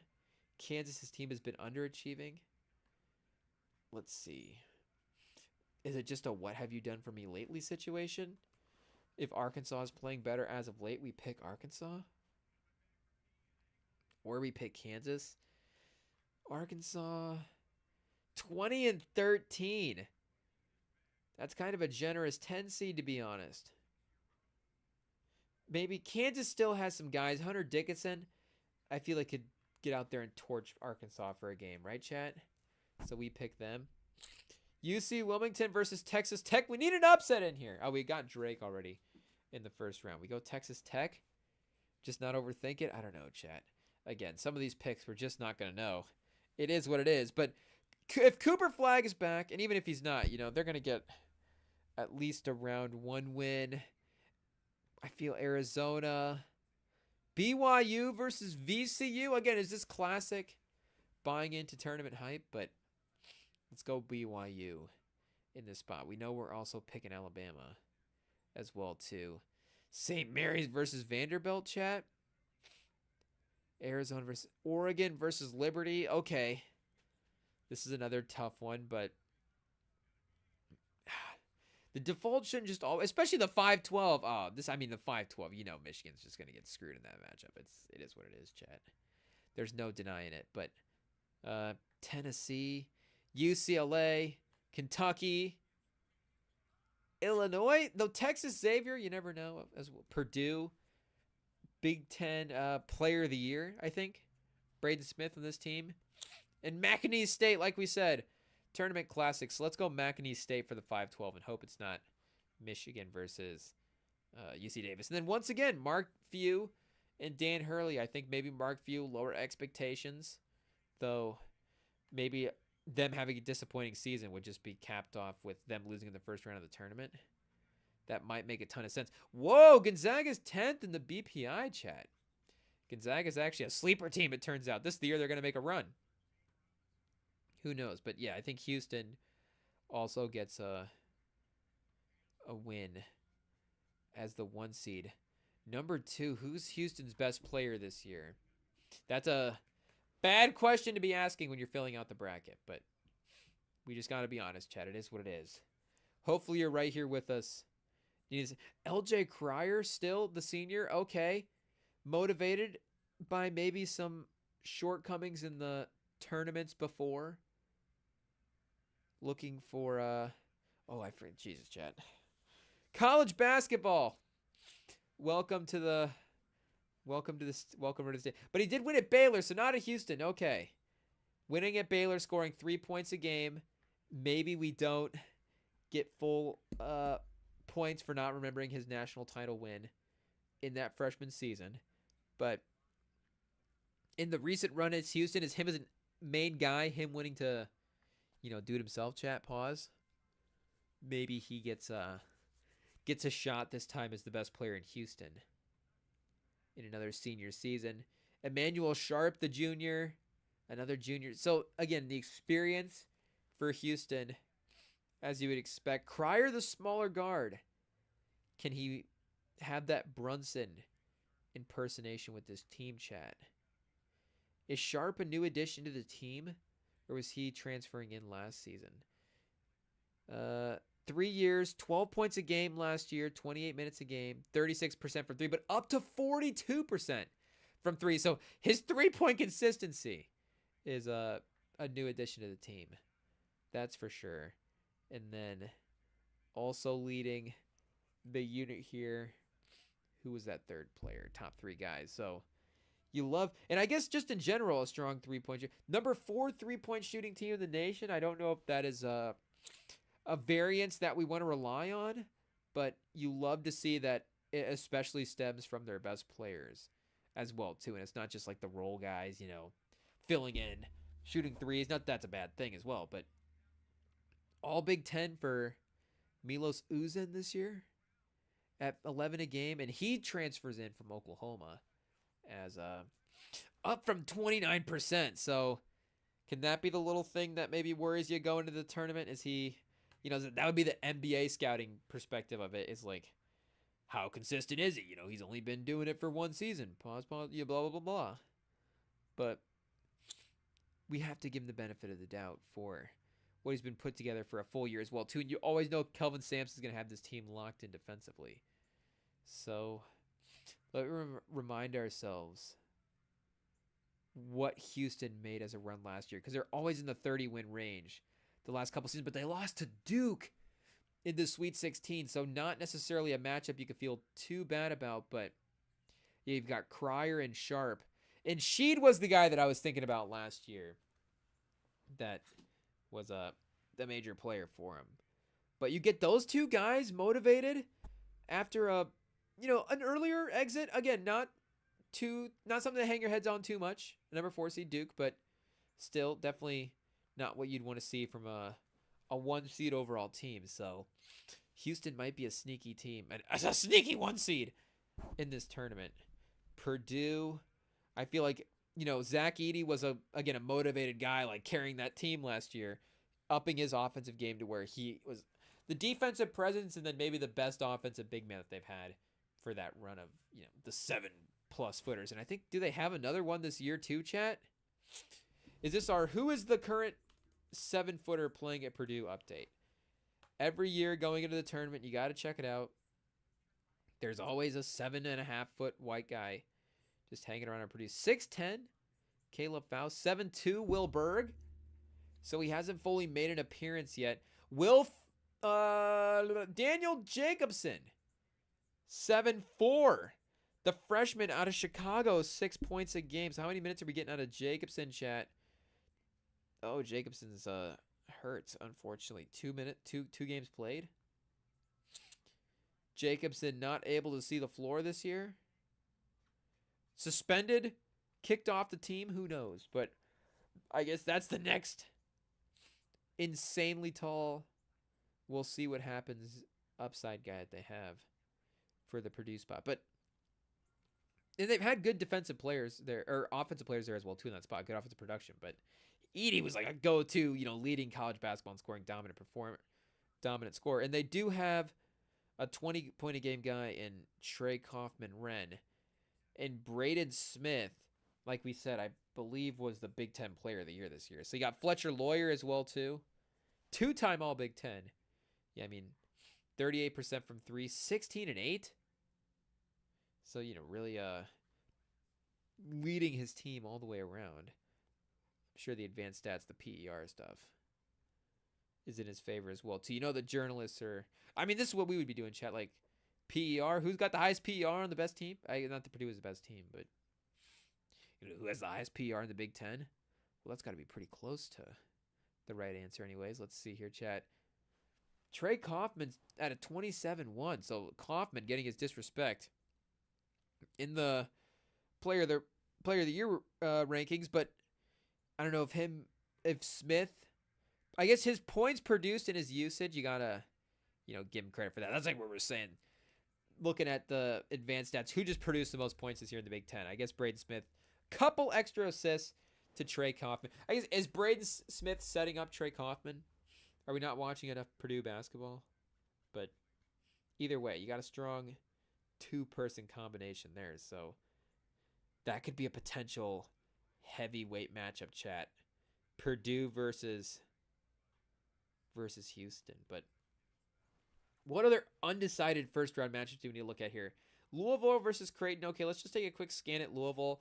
I did, like I said, a little undersized, unfortunately, against St. John's. But is it Ashworth, the guard? I think it's, Stephen Ashworth. He's a good player. He got the traps and some of the defensive stuff was maybe a little difficult for him at times. But he was still able to get passes out to open guys. He wasn't turning it over. When he got open looks, he was dangerous and, still provided a threat for that team. So if there are favorable defensive players for him to attack on these other teams, I could see him being a pretty deadly force. So for Louisville, 27-7, top 15 team this year in the AP poll. So where are they at in the ranking? An 8 seed in the ranking? Am I looking at this correctly? Did I click on the ladies team? No, the men's team, Louisville Cardinals. Top 13 team. I guess a couple of losses recently maybe affecting the stock, but they are up a spot as well too. So I don't know if that'll be in the dialogue as to why is a top 15 team in college basketball an 8 seed. And you get conference tournaments and some different stuff in there as well too.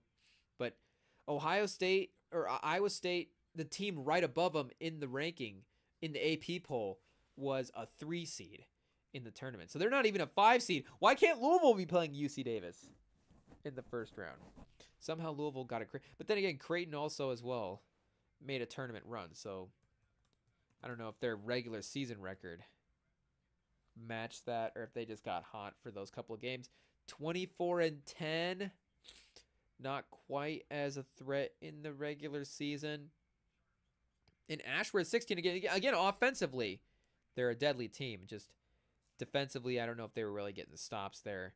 Pop Isaacs, great name. 8 games played. Yeah, I guess he wasn't out. Was he out there in that game?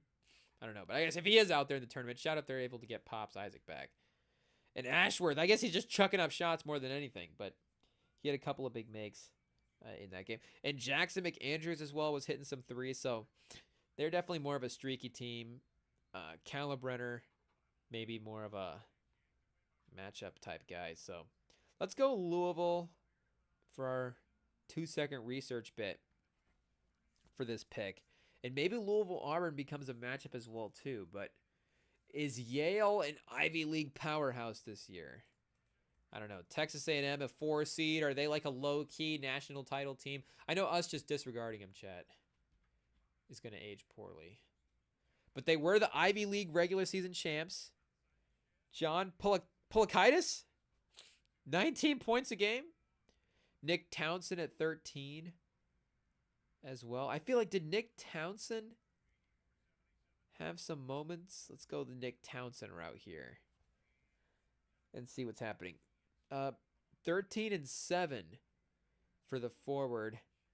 Been at Yale now 2 seasons, 6 a game last year.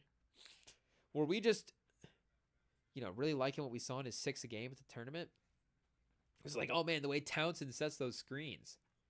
Really impressive, but I feel like he performed well at some point.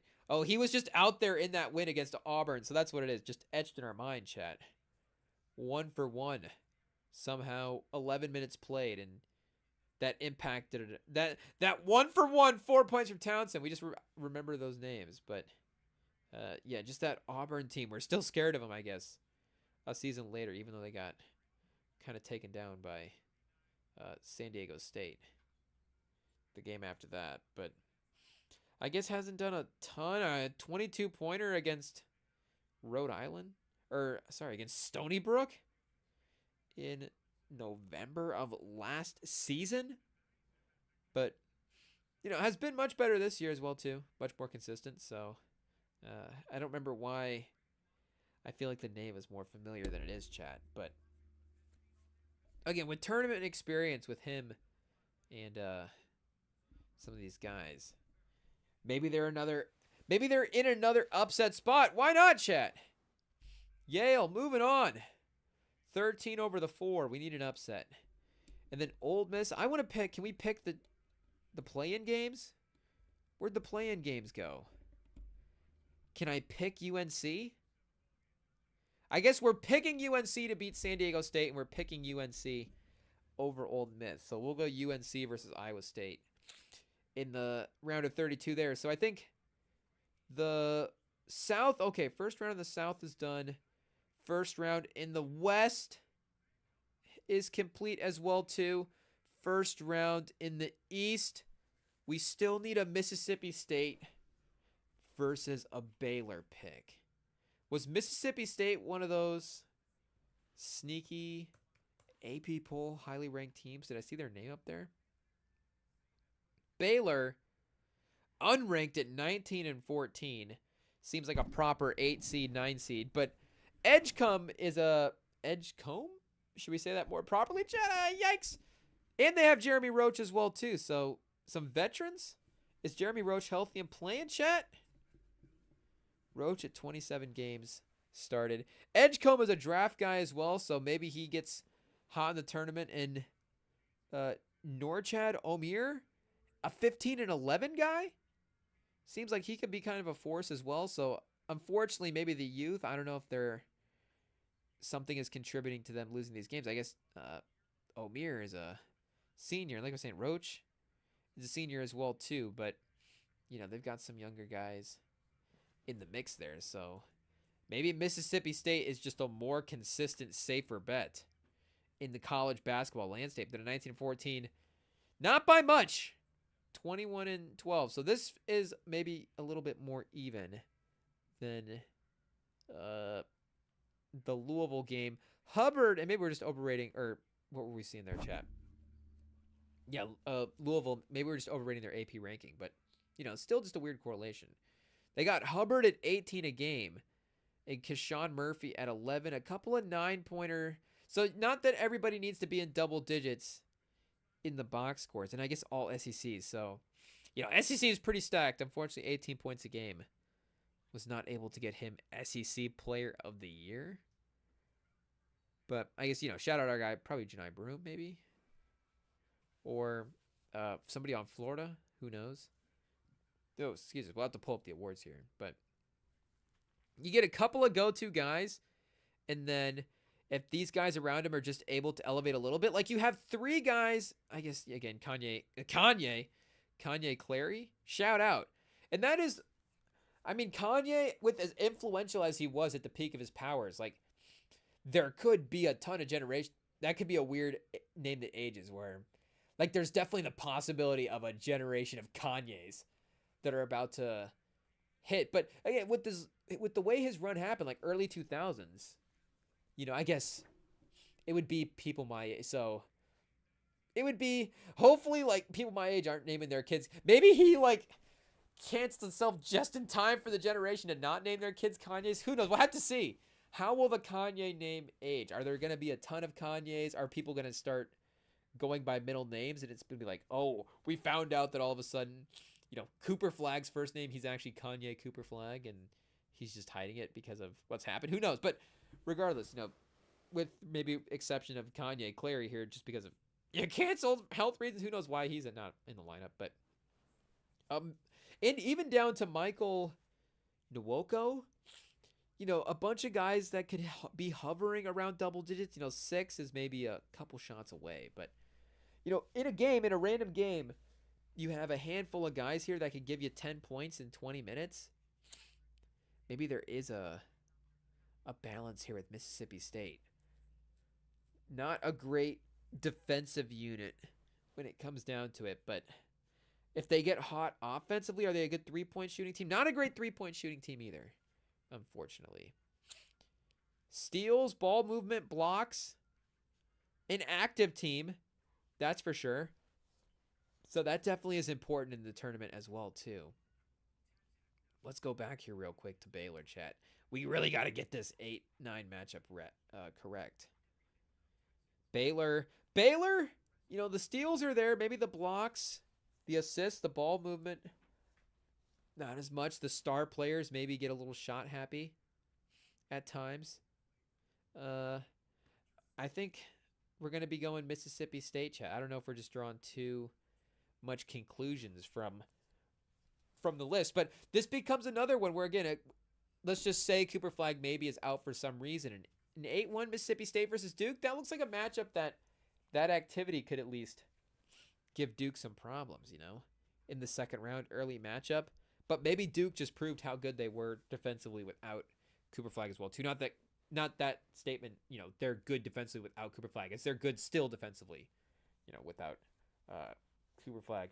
Chad, do I need to see if I can blow the nose real quick? Not blow in the nose, chat. Blow the nose. Just normal standard Kleenex, pause, ayo. But let me see. Give me a second here, chat, real quick. Let's see what's going on. Let me find a Kleenex.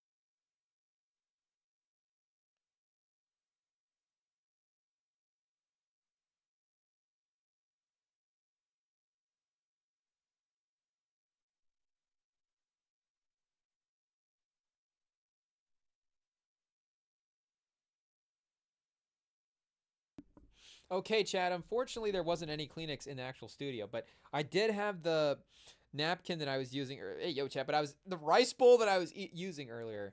That I was eating.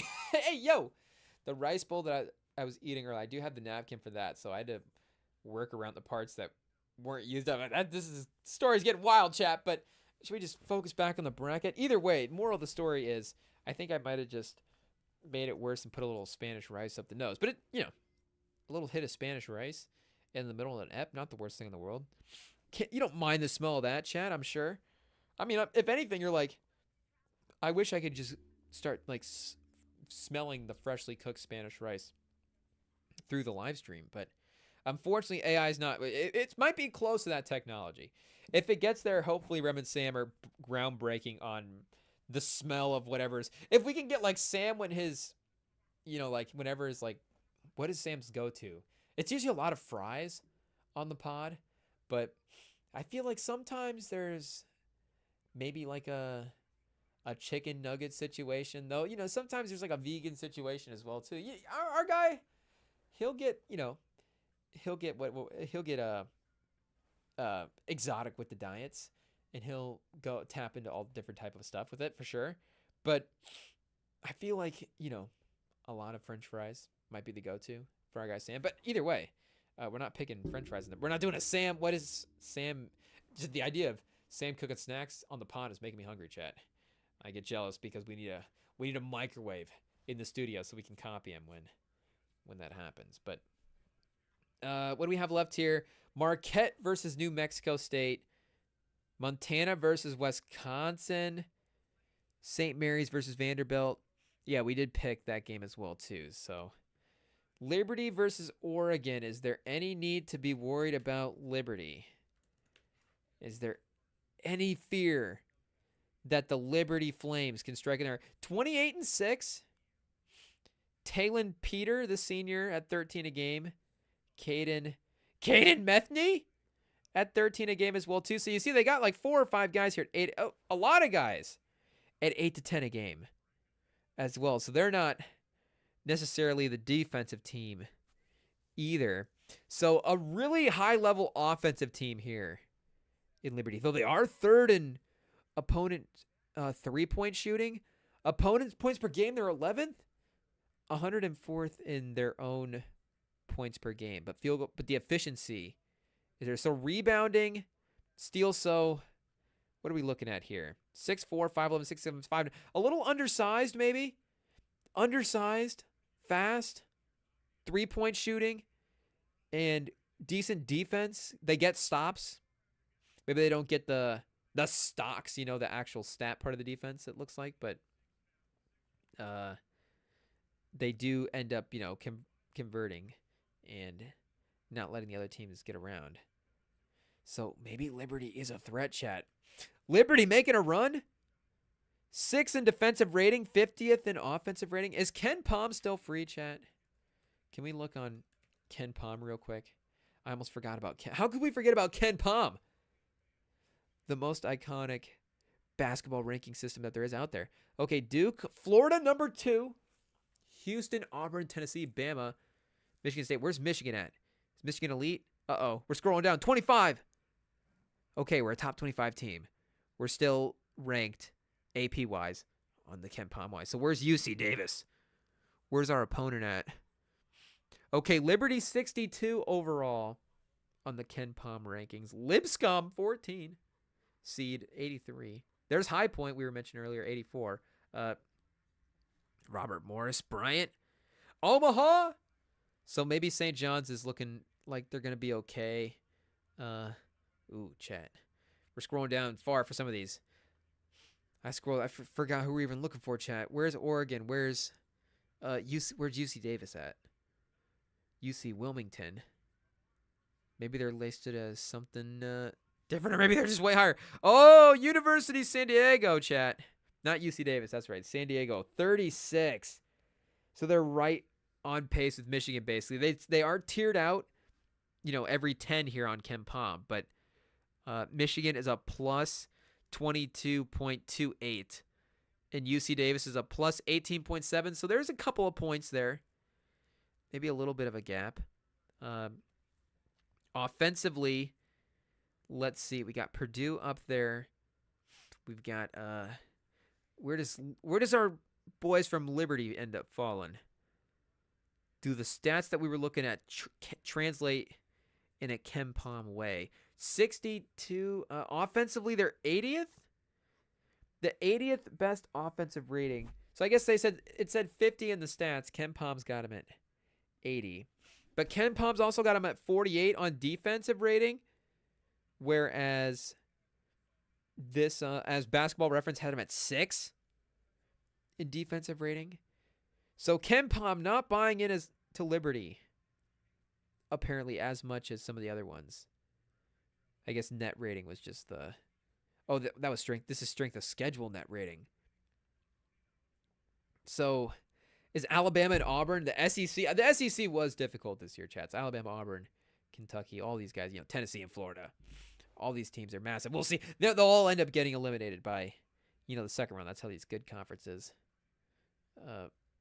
end up working.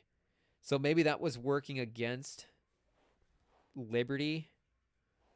Maybe they're down a ways in this. We see, 141. And there are a handful of tournament teams below them as well, too. So there's some 16 teams. Yeah, I mean, as you would imagine, the 15, the 16, the 13. So I guess Liberty, again, they were a 14 seed. They're not like a higher seed in the mix down here. But some fun box score numbers at least to look at right away and keep a mind out. But where's Oregon at in this ranking as well, too? Because that is at least their opponent for round one. So Oregon, pretty difficult strength of schedule, top 20 in that metric. And they are 39th in offensive rating, 31st in defensive rating. So top 40 and decently balanced team. The net rating was around that Michigan number. So puts them I guess that balance puts them basically they're kind of consistently a top 30 team. So is Oregon going to go out there and give you a consistent performance, or is Liberty going to have like a nice peak offensive day? Again, 116 on the offensive rating, 112. The numbers aren't going to change as much as I keep looking at them. So maybe I just got to accept the fate, chat. Adjusted for tempo? It's just adjusted tempo, not adjusted for tempo. Okay, so Alabama, fastest team in the league. I guess we can't go slowest here. But anyways, I guess we'll check back in with Ken Palm in a second. But I don't know, my gut was telling me to go Liberty. Do we need another 5-12 upset? I guess we picked Yale, and did we pick 5-12? We did pick McAnees do we look it up and spoil the mystery of it though, chat? Once we start doing the research, then you spoil the whatever sort of, special sauce you can sprinkle on it is crazy. But, whatever advantage you have of not knowing, the ignorance is bliss element you lose when you look at the stats anyways. I didn't make that point clear enough. IT, clean that. Put an AI version of me making a better point, a clearer point right there. Allen Breed, 17.5 points a game. Will it breed success? IT, put a better joke there. Yikes! Use some AI. AI, just the whole pod. It is what it is. 100% from free. 2 games. Oh, we should have looked at that beforehand. Shout out, Allen Breed. Hopefully, he gets those. Will Wade, coaching McAnee State. Was that LSU? Of course. I'm sure, as you guys all know, the Will Wade career path. He spent time at LSU. But otherwise, Javon Garcia, Sincere Parker, Christian Shoemate, DJ Richards. So again, another insanely balanced team. Yeah, chat. We might have made the right move. McAnee State. I'm not buying off it. I'm not even gonna look up Clemson. Again, that'll ruin the surprise. So maybe the McAnee State Purdue game becomes interesting as well. But I say we go Kentucky in the first. I don't know. Mark Pope, first year without Calipari. They were ascending up the AP ranks. So again, they got a top 12 ranking in the tournament. So they are a pretty successful team on the year, for sure. I mean, Coach Cal being a 3 seed is not like that far off. It's not that crazy. But Troy won both the Sun Belt regular season and the tournament. So they're on quite a run right now. By far the most dominant team. Not necessarily, crazy stack just looking at the numbers, but good on defense. their leading scorer also being a good defender. Their best defender at 3 steals a game is pretty crazy as well too. So Tatum Connerway, 6'3", 186. Okay, definitely good guard size for sure. Miles Rigby, they got a couple forwards here. Miles Rigby and Thomas Dowd. If there's some efficiency here, maybe they could elevate their games. Dowd, not really a three-point shooter. Neither is Rigby. So, can they attack the basket against Kentucky? And can their defense get stops? Let's just see what Kentucky is working with here. Maybe from like a shot blocking, rim protection standpoint. Ooh, 241st in defensive rating. Yikes, chat. Again, the strength of schedule is been more difficult than not this year. So, they've had good opponents, for their defense to go up against. And a ton of guys in double digits as well, too. Speaking of balance for this team, 6'10", Amari Williams in the middle.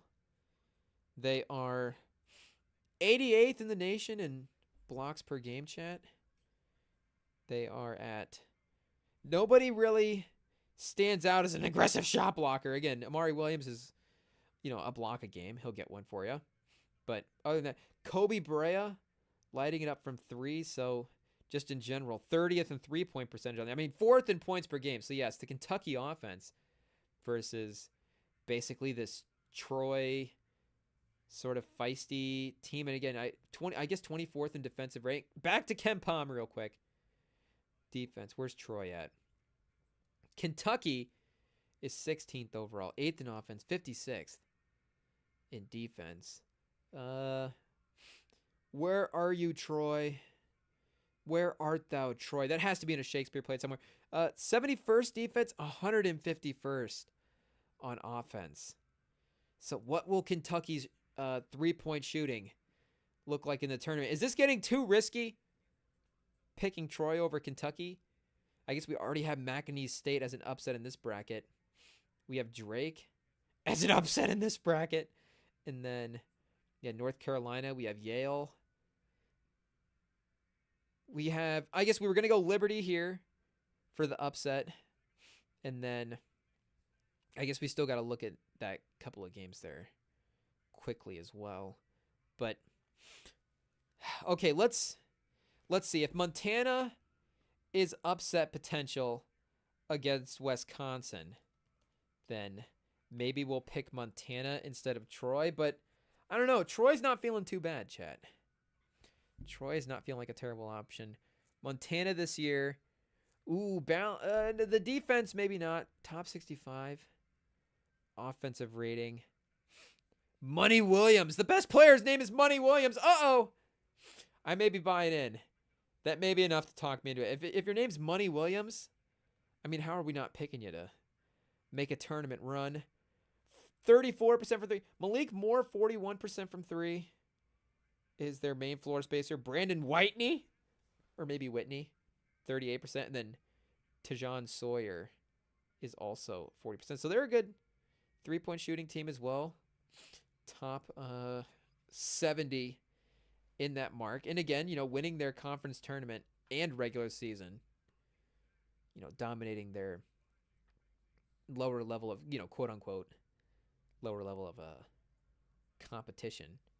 John Tonji, 20 points a game this year for Wisconsin. This is about as just basic on the fly looking it up, chat. If you guys want to know what looking it up on the fly feels like in real time, welcome to the Rem and Sam pod. Welcome to us filling out our bracket. This is either the most relatable or the most non-relatable way to fill out a bracket. I don't know which way it'll go, but just if we're quickly scanning through the teams, this is our method of trying it. IT will compare the stats in the brackets past and see if actually watching the games maybe leads to more success. But they did play well against Michigan, but I don't know if they're a lock win team, but they'll be motivated to win at least the first game after that Big Ten tournament loss. So I don't know, Chad. I just want to pick Troy for some reason to win Kentucky. So let's just go with it, and let's just pick them to win there. And then I don't know, St. Mary versus Vanderbilt. Do we need to look into this one? The problem is, I'm just a degenerate fan. Oh, Marquette, New Mexico State, chat. We still got games to look up here real fast. Okay, I want to check out Marquette. That's a school that I guess we're putting on our big board. Go to look at first rankings over these other ones.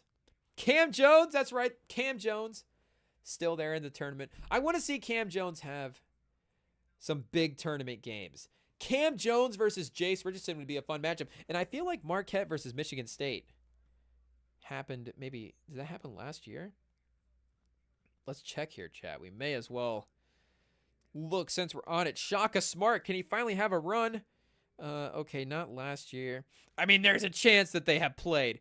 And okay, 2 years ago. Yeah, 2 years ago, second round. So same exact situation. They were the 2 seed though, and they lost to the 7 seed Michigan State. And I'm guessing Cam Jones also on that team at 15 a game. So if he has Michigan State in his sights to get revenge, maybe he'll be extra motivated to take down New Mexico in round 1. So, oh, chat. Now we can potentially pick a Michigan State upset in the second round. You know that we're eyeing that one as soon as we possibly can. But first round matchups, we just have the one left, St. Mary's versus Vanderbilt. And then we'll be able to, I think, a little quicker go through the rest of the bracket. Now that we've got a general sense of the team. And Marquette as well, too. Oh, that was a couple seasons ago where, again, they were the 2 seed. I was going to say they were the 6 seed this past season in the AP poll, and they managed to be a 7th overall. But we were looking at a different year. St. Mary's, top 20 team in the regular season. Won the regular season. Unfortunately, did not win in the conference championship. Lost to Gonzaga. Okay. A historic West Coast rivalry that you could see either team getting the better matchup of in. St. Mary's always got a couple of fun international guys hanging around on the roster. 12-8 from our guy Palace Murauskas and Marcelunius. Augustus Marcelunius is an emperor or a St. Mary's basketball player. I'm not sure whose name this is, but either way, Augustus. I mean, I feel like we got to pick Augustus Marcelunius to win in the first round. There's no way that they're not going to conquer the Vanderbilt Commodores, chat. Even though, is Jason Edwards a threat? Though, the one guy team, you take out Edwards. What can Tyler Nickel at 40% from 3? And then Devin McGlockton as well. Vandy's offense, pretty legit. Good rebounding, offensive rebounding team. And it looks like they get to the free throw line a bit. So there is some physicality there with them. But Jason Edwards is a smaller guard. Jason Edwards is going to go off, and he's going to be the star guy that we're just overlooking. If he drops 40, just know that at least that it was a possibility. But we're picking Augustus Marcelunius to be playing Alabama in the second round. And we may be picking him to get it. We can't pick every 7 seed, though, I guess, to get the win. So is that the first round? Okay, chat. So we got the first round in for the bracket. That's good. Shout out.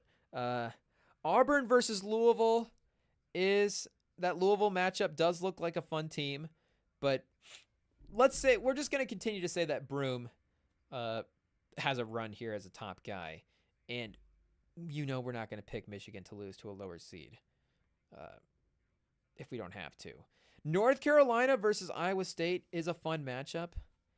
I guess we just assumed Iowa State is a first round win, but let's actually look that team real fast here and double check. And I think they might have had the Big 12 player of the, we already looked up Curtis Jones as well. Joshua Jefferson.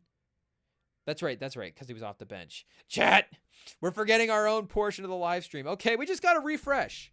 There's a lot of teams to keep in line. So yeah, they got Curtis Jones off the bench and then Joshua Jefferson as well too with Gilbert. So this Iowa State team does look formidable, though if you guys can't tell with the way I can't keep bringing him up, I am an RJ Davis fan. So I wouldn't also mind seeing him win a couple of tournament games as well too, and having a mini run. The 1 seed got to the regional final. Was he on that national final team as well too? I think he was back there on that team, hanging around. And Seth Trimble as well. Was he related to Melo Trimble? I think I might have mentioned this on. Did I mention this on the Friday live stream after watching some of those tournament games? I don't remember, but I had some Melo Trimble. I think I never mentioned I had some Melo Trimble stock. So yeah, the Melo Trimble connections, the RJ Davis fandom. I think we've got to take UNC to get the upset, chat, over Iowa State in that. And then, we're taking Marquette. Cam Jones taking down Michigan State, though. Tom Izzo, Jace Richardson, they'll probably end up getting that win, though, in real life. Dan Hurley versus Florida. I mean, this is prime 1 seed upset territory. We might have to hold that matchup for a second. Penny, let's get Penny in the Sweet 16 chat. Shout out Penny Hardaway. And then Texas Tech taking down Drake and just being in the Sweet 16 feels like a team. And Kansas just like turning it around and winning a couple tournament games could feel right too. But again, we may pick St. John's to win a couple of games here, chat. Who knows? But yeah, we got Memphis in that one, Texas Tech in that one, Florida versus UConn, chat. And I feel like who's that Clayton player for Florida? Oh, shout out Portland with the comeback win. Klingon. So maybe we got to pick UConn after Klingon is that the sign? Is that the sign? And I want to remind myself of that Florida best player because he had a couple of good games in this tournament here. But it's definitely, a high volume 3-point shooter. And I feel like could definitely, have a streak and have an awesome tournament run, or could also, just have a down game and have it. Walter Clayton at 17 a game, Elijah Martin at 14 a game, and he is 37% for 3 on the year at 7 a game. So yeah, you see the volume, and same with Martin as well too. And Rich, all these guys are taking threes, so it's been beneficial for him this year. They've definitely worked. Condon, we saw his name. Condon, those are both N's. We saw his name on some draft boards here on Tankathon getting some. I don't know if he was like crazy high up the board here, but excuse me, chat. Still in the mix, anyways. Yeah, second top 40 guy in the draft. So you get some NBA, wing talent with our guy Condon. Maybe just Florida's a good team this year, chat. Maybe Florida's just a tough matchup. So let's take Florida to win that one as well. And then Duke versus Mississippi State, Liberty versus Arizona, BYU versus Wisconsin and Alabama. Okay, I'm going to continue to go with our guys, though. As much as we want to continue with the quest of Augustus in this St. Mary's team. I don't know if this is a plot point in Christopher Nolan's next movie as St. Mary's making a tournament run with this Augustus character, but Alabama, I think, might get the win here. And Sears and Nelson back in the Sweet 16 could feel right. BYU, Sweet 16, I'm just picking them, chat. I don't care. I don't know why. It feels right. BYU, Wisconsin also feels like a tournament rematch in a weird way. And let's look up Arizona here as well, too, just in case there's not an overpowered somebody that we're not thinking about as a 20-12 team. Oh, that's right. They do have Caleb Love still. Oh, we got Caleb Love stock hanging around. Jaden Bradley. Has he been playing better this year? Efficiency? 32% from 3, 38% from the field. Yikes, chat. But then again, they did win a couple of tournament games. So I was hanging out with the champ the other night, and I did see him match up against Kansas, but on one of the TVs out at the place that we were at. But Kansas did ultimately get that win. So, no, chat. Arizona got the win. Caleb Love, 4 for 9. I didn't stay to the end of it, but they lost to Houston, and he was big. 27 pause. He was good performance. 27 points in the next game against Texas Tech, the team that we just picked to win a Sweet 16. Oh, they're a top 10 team though. This might be a good move. Jacob Toppin, Texas Tech. They always just feel like a team that makes just like a sneaky couple game tournament run. So I don't know, Chad. Caleb Love is a little risky of a tournament bet. You always hope that he can make the run. And I'm rooting for him to make the run, but we're also going to just pick Liberty to be a fun Sweet 16 team. Sweet 16 team here too as well. And we may just end up with a couple too many lower seeds in the Sweet 16 because Troy's looking tempting and McEnany State's looking tempting, but Purdue, a couple of solid players. They'll screw it, Chad. Let's just go McEnany State. Who cares? Who cares? Are we going to get the perfect bracket? We just got to follow our heart. We've been listening to a lot of The Heart Part 6. Chat that sample. Use your heart. We're using our heart on this bracket right here. We're picking McEnany State. And Houston over Gonzaga as well, too. LJ Cryer out for revenge. I think he's going to perform well and have a special run. Tennessee versus UCLA. And Illinois versus Troy. Okay, we did look up Troy earlier. So let's take a look at Illinois, the other side of the matchup, and make sure we understand what's going on from a full perspective. 24 in the ranking. Kasparis Jankionis is the best player, I think. Will Riley, 12-4. And then Kylan Boswell at 11-5. And Islavik is the 12-7 as well too. It's like a 7-footer. I was gonna say Jaime Jaquez, but 7-footer. Trey White at 10 a game, and Ben Hermachoyas. I'm just guessing. I should be putting more effort in the names. Humrichus, Ben Humrichus at 8-3. So feels like. Oh, he was actually a little bit better for him. Oh, no, he was at Evansville last year. I was going to say, did they get some transfers? Some transfers here. Some new names for Illinois. Another deep roster. Pause.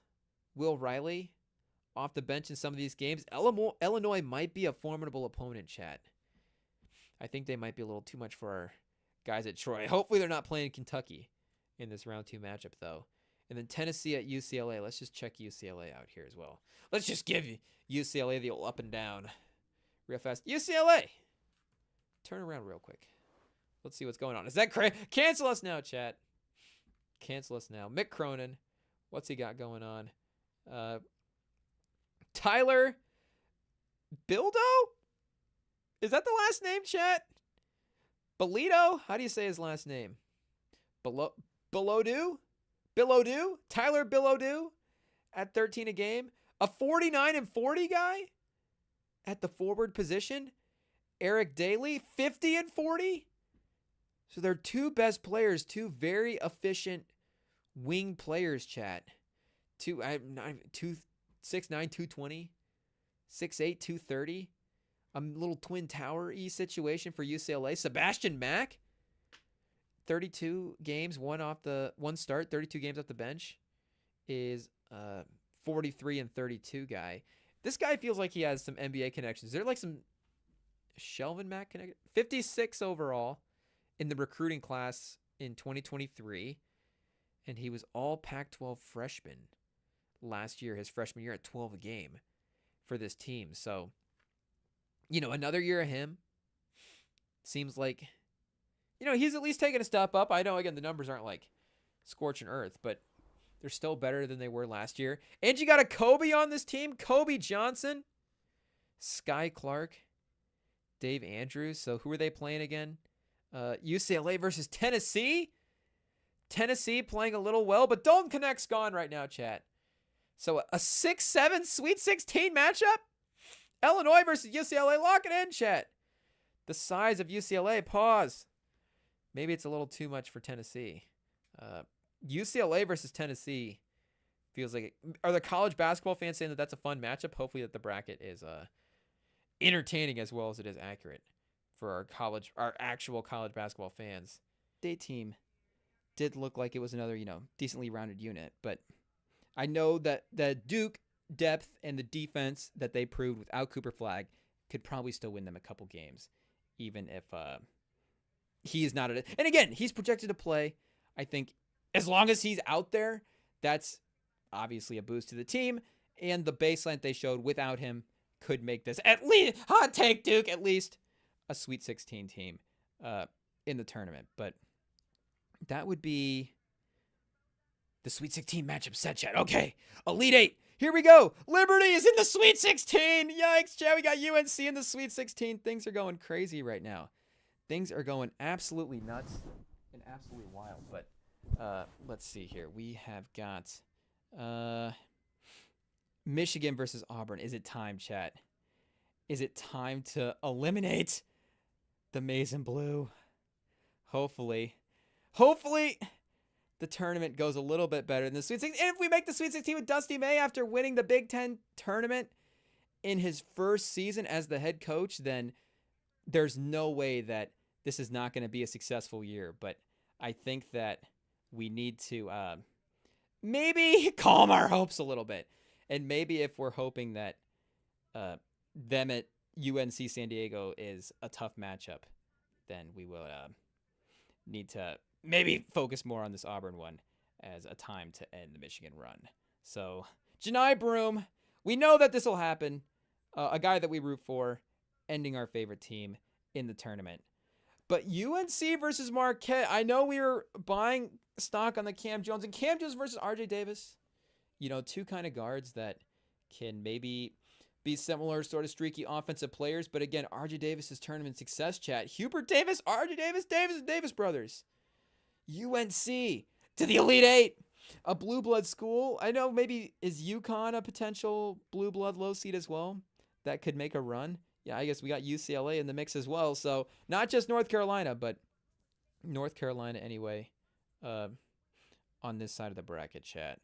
But Florida versus Memphis and Texas Tech versus St. John's in the West. So I know Texas Tech was looking a little frisky as well, but we're going to continue to believe in our guy St. John. Our guy St. John. Prayers up for St. John, but the team as well too. Can we send prayers to the St. John for St. John? That might be what ends up happening, chat. But in order for them to advance, they may need it for this next round matchup. If it's Memphis or if it's Florida taking down Memphis. Maybe not as many prayers if it's Memphis, but if it's Florida, that's where we may need to start getting on our knees for St. John. Pose. But I guess to the other side of the bracket here as well too. Duke versus Liberty and Alabama versus BYU, chat. Or actually, wait. The desktop layout. Let me see. Okay, yeah. We've got the matchup set there. And the matchup set there. So Duke versus Liberty and BYU versus Alabama. So let's get a double check on BYU and see if they're worthy of taking down our Sears Grant Nelson revenge team combination, chat. Let's see if this is going to be the lineup that this works out for Kevin Young taking over for Mark Pope as Mark Pope heads to Kentucky, 17th in the AP poll behind the play of Richie Sanders and Igor Denham, the freshman from Russia, chat. Shout out. But Trevin Knuell and Fusane Tournay, I give up, chat. 8 points a game. They look like a solid group for sure. And Richie Saunders at 50-40. 16 a game and 50-40. Ooh, Richie Saunders might be a guy that could take this team on a run. Ooh, Richie Saunders. Shout out. Big 12 most improved, as well as an all Big 12 performer at 16 a game this year. Yeah, 16-19 is the efficiency. Efficiency was there, and then the minutes and the usage kind of caught up with it as well. So in a matchup against Bama, is Richie Saunders going to be the one, chat? Maybe he has a game, but let's just say Bama, Sears, and Nelson continue to get the job done in this tournament march. So we've got Liberty team that could potentially upset Duke, but I know every year we buy into these Duke lineups going too far. So is this the one? I know the hype is there, but since we're picking them to go this far in the tournament, there will be disappointment It's just what it is. Purdue, I guess we got McNeese State over Purdue. That's right. So Houston versus McNeese State, and Illinois versus UCLA. The Twin Towers of Illinois. But Illinois did have that size that could potentially counter UCLA. So is this the Big Ten team that makes the run, chat? I guess expanded Big Ten. Do we got any Oregon, whatever, in here? So it'll be Illinois representing the Midwest in the Elite Eight, and Houston versus McNeese State. Like we said, I think maybe this is the time to end Houston's run. So we got a 1 versus 2, a 1 versus 6, a 1 versus 11, and a 1 versus 2. There's some diversity here. We don't have any of the 1s and 2s really getting upset that early, except for Michigan State. So there's our full-on bias right there, chat. It is what it is. But in terms of the seating diversity, again, I think it's not a terrible variety. So Auburn versus UNC. Janai Brune, man. He's going to have to... See, I want to go back to this Louisville game, chat. If we want to get the right pick in our bracket, this feels like one we may have to consider. Louisville is an 8 seed to the final. Louisville versus North Carolina in the Final Four. What would make me think that after not watching college basketball? Just stick to my guns and pick top guys, chat. Just do the right thing. Florida versus St. John's. If we're going to be biased towards St. John and Auburn, can we have a 1 and a 2 seed in the Final Four? I mean, it makes sense. But then again, Houston, Illinois in the Final Four. We can't have a non-Big Ten team that's Michigan in the Final Four. So maybe we just end up having Houston. Like if we pick up all these top teams, it's just going to end up being a basic bracket. Duke versus Alabama. Like Duke we have 3 out of 4 Final Four teams are 1 seeds, and then St. John is a 2 seed. So we end up with all the top teams. Maybe it's just that type of year, chat, where the top teams end up dominating. But let's just experiment quickly with Louisville getting a win here. Then they would play Michigan. It feels like for some reason, are we just discounting Michigan? Should we just send Michigan to the Final Four? Or do we send UNC as UNC the 11 seed, random Final 14? They did make that, kind of later run into the ACC tournament as well, chat. So let's just experiment and pick them in this spot real fast and see what we got going on. Oh wait, I lost the page real fast. I'm not on it. It's still up, but I'm not on it. There we go. So that would put an 11 seed in the Final Four. We got to have I feel like St. John and Florida are decent bets out of this bracket. Unless Kansas gets the upset over St. John, then we end up with like a Texas Tech versus Florida. And then Florida. And Florida is good too this year, chat. UNC versus Florida in the Final Four. And then maybe Mississippi State takes out Duke, but then that would open it up for Liberty. So I feel like we can't go craziness everywhere. Wisconsin taking out Alabama in the Sweet 16 if they end up taking down BYU. Or BYU taking down Alabama. Should we take BYU another 6 seed and put them in there? Now we're just like favoring these, the way the bracket plays out for these certain seeds. But that could also just be a good route. We may actually have to, unfortunately, do the UC Davis. So you guys saw the original bracket to get to the Final Four, and then we'll overthink it here. And see, then all of a sudden now UC Davis is in the Sweet 16. No, so Michigan in the Sweet 16 feels like the right pick, chat. I feel pretty good about that. And honestly, Michigan over Louisville, we can take down Louisville, chat. What are we talking about here? Let me remind myself of this Louisville team. I wasn't too scared of them. I wasn't shaking in my... It's not Louisville. 2 separate things. Louisville. Here we go. Terrence Edwards, that's right. They had the 2 seniors at 16 a game. And Chucky Hepburn as well, too. Chucky Hepburn making a tournament run. Yeah, this team could be dangerous. I don't know. My gut's saying Louisville, chat. So Louisville to the Final Four? Oh, no. Oh no, this is a perfect route for, Michigan State, Louisville in this spot, and then Louisville or Michigan State getting into the Final Four as a 2 seed. But let's say Louisville in the Final Four versus Florida, and then Duke and Houston in the Final Four on that side. This is an 8-5 and an 11. An 8-5 matchup and an 11-7 matchup on that side. Chat. Michigan State's going to win that game. It is what it is. Okay, so that's not too overpowering with the upsets. There's so a 1-12 and a 2-6. Doesn't feel crazy. Then we end up with the 1-6 and the 1 with Duke. So, Duke winning this side of the bracket.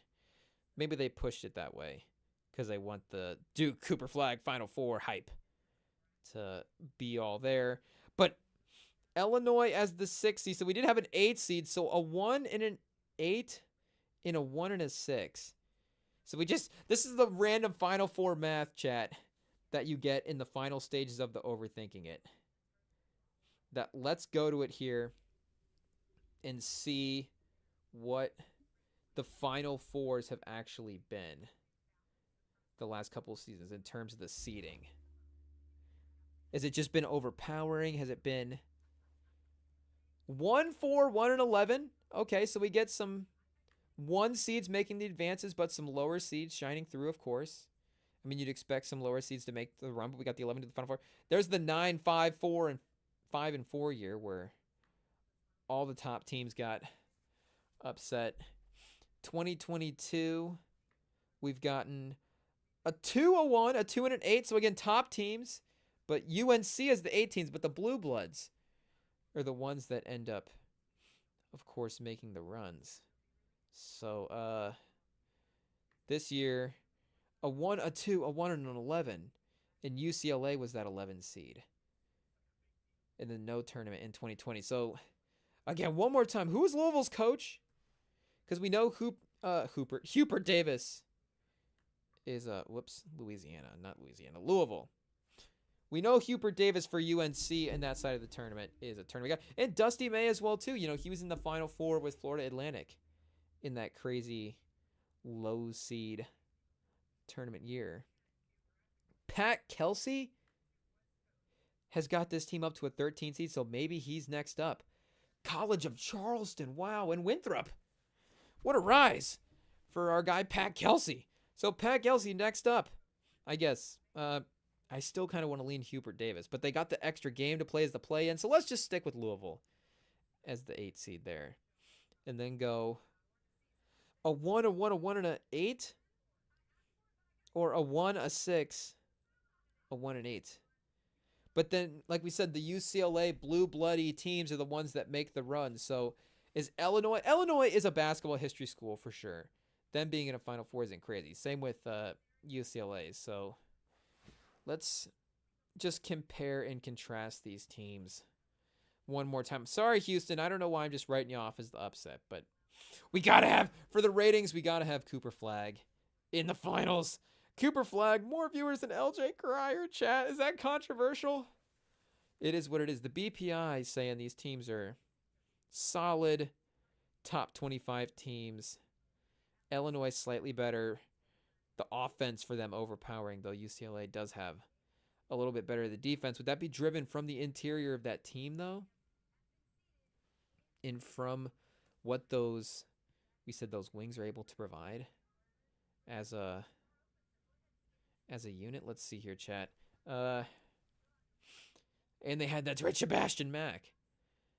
And they were more efficient than they were high level. It seems like the defense is the main thing. So if they can have decent defense and maintain the 3-point shooting efficiency, they can definitely be a deadly team. But Illinois had that 7-1 guy here, Chad. So as we go in circles trying to figure out Brad Underwood, can he make a Final Four? We may just have to check Brad Underwood's tournament history real fast and see how many times he's been upset. But didn't him and Kansas State go to the Final Four too? So he's been there. I like just the amount of guys. Is that a good or a bad thing? Again, the 3-point shooting with them is maybe not the top thing, but they still managed to be a good offense. And I guess like we said, the rebounding is maybe like we're saying contributing from that length, that pause that they're able to end up getting. But conference tournament, NCAA tournament, I guess it's not going to have his finishes on here in the NCAA tournament. But Stephen F. Austin, that's right as well, in Oklahoma State, not Kansas State. So it's Stephen F. Austin that maybe had a couple of runs. So maybe some allegations here. That's right. I forgot about some of the Brad Underwood stuff. But we know that he's got a resume as a coach. Let's just say Brad Underwood to the Final Four, chat. Why not? Over Kelvin Sampson. And then 2-1 seeds, Duke versus Florida in the final. And then if Cooper Flagg is the transcendent athlete that he is, Cooper Flagg winning the national title, John Shire, Duke, that would seem right, Chad. Do we have to pick the score? How many total points for the tiebreaker? It is what it is. But I feel like we worked out a decent Final Four. Florida, Louisville, Duke, and Illinois. We'll have to see what the experts say, and we'll have to see what Sam says for his bracket picks as well, too. Maybe we'll get a rapid-fire Sam bracket at some point. But there we go, chat. There's the bracket. You saw the work in progress. You saw that we didn't really know anything about college basketball, and we still managed to make some decent picks and to, I feel like, maybe we'll hold our own in the greater college basketball landscape. Should we get one big pause view out of the bracket here? See if we can get a good shot. There we go. The picks are going to be tiny picks, chat, but either way, that'll be the most decent way to look at it here. One final perfect closing shot that the directors of Santa will be proud as we zoom out on Rem and look at the bracket one. Can we get David Attenborough in here as we zoom out on the podcaster on the couch viewing his bracket one last time? Cooper Flagg in the Final Four. Louisville re-emerging. Rick Pitino is hot right now at St. John, but it's its former school, Louisville, that makes the run. Florida emerges as a top team once again in the national title, but it is Cooper Flagg's season. And it is Cooper Flagg will be waving the Cooper Flag once again. So I feel like, do we need just the AI David Attenborough to do the outro every time, chat? We may need to get IT to figure that out. But we're running out of time here tonight, chat, on this live stream. But we got Tuesday night. We'll dive into stay tuned to the feed. Maybe we'll do a special YouTube-only women's bracket special and see what's going on there as well. But hopefully this bracket is close to something normal and something that could be considered a decent bracket for a guy that didn't check out that much college basketball outside of a couple of games. But thank you guys for checking out this as well, too. Maybe you checked out the live stream longer than we checked out college basketball this year. Who knows? We'll be watching the tournament, of course, later in the week, like we said. So subscribe and stay tuned for that. We are on the social feeds, of course, at Rem and Sam, across those, Rem and Sam Pod. And we are on the podcast feeds as well, too. So we'll be back here Tuesday with some NBAs, probably some more college basketball predictions, and some other stuff that we are thinking of as well. But for now, those are the picks. That's the tournament. That's the field. Go Blue, chat. Shout out to the boys for winning the Big Ten tournament this year. Another banner in the books. It's a great way to wrap up the Sunday live stream and wrap up another great Sunday here on the Rem and Sam Pod. So thank you guys for hanging out with us, and have a good night.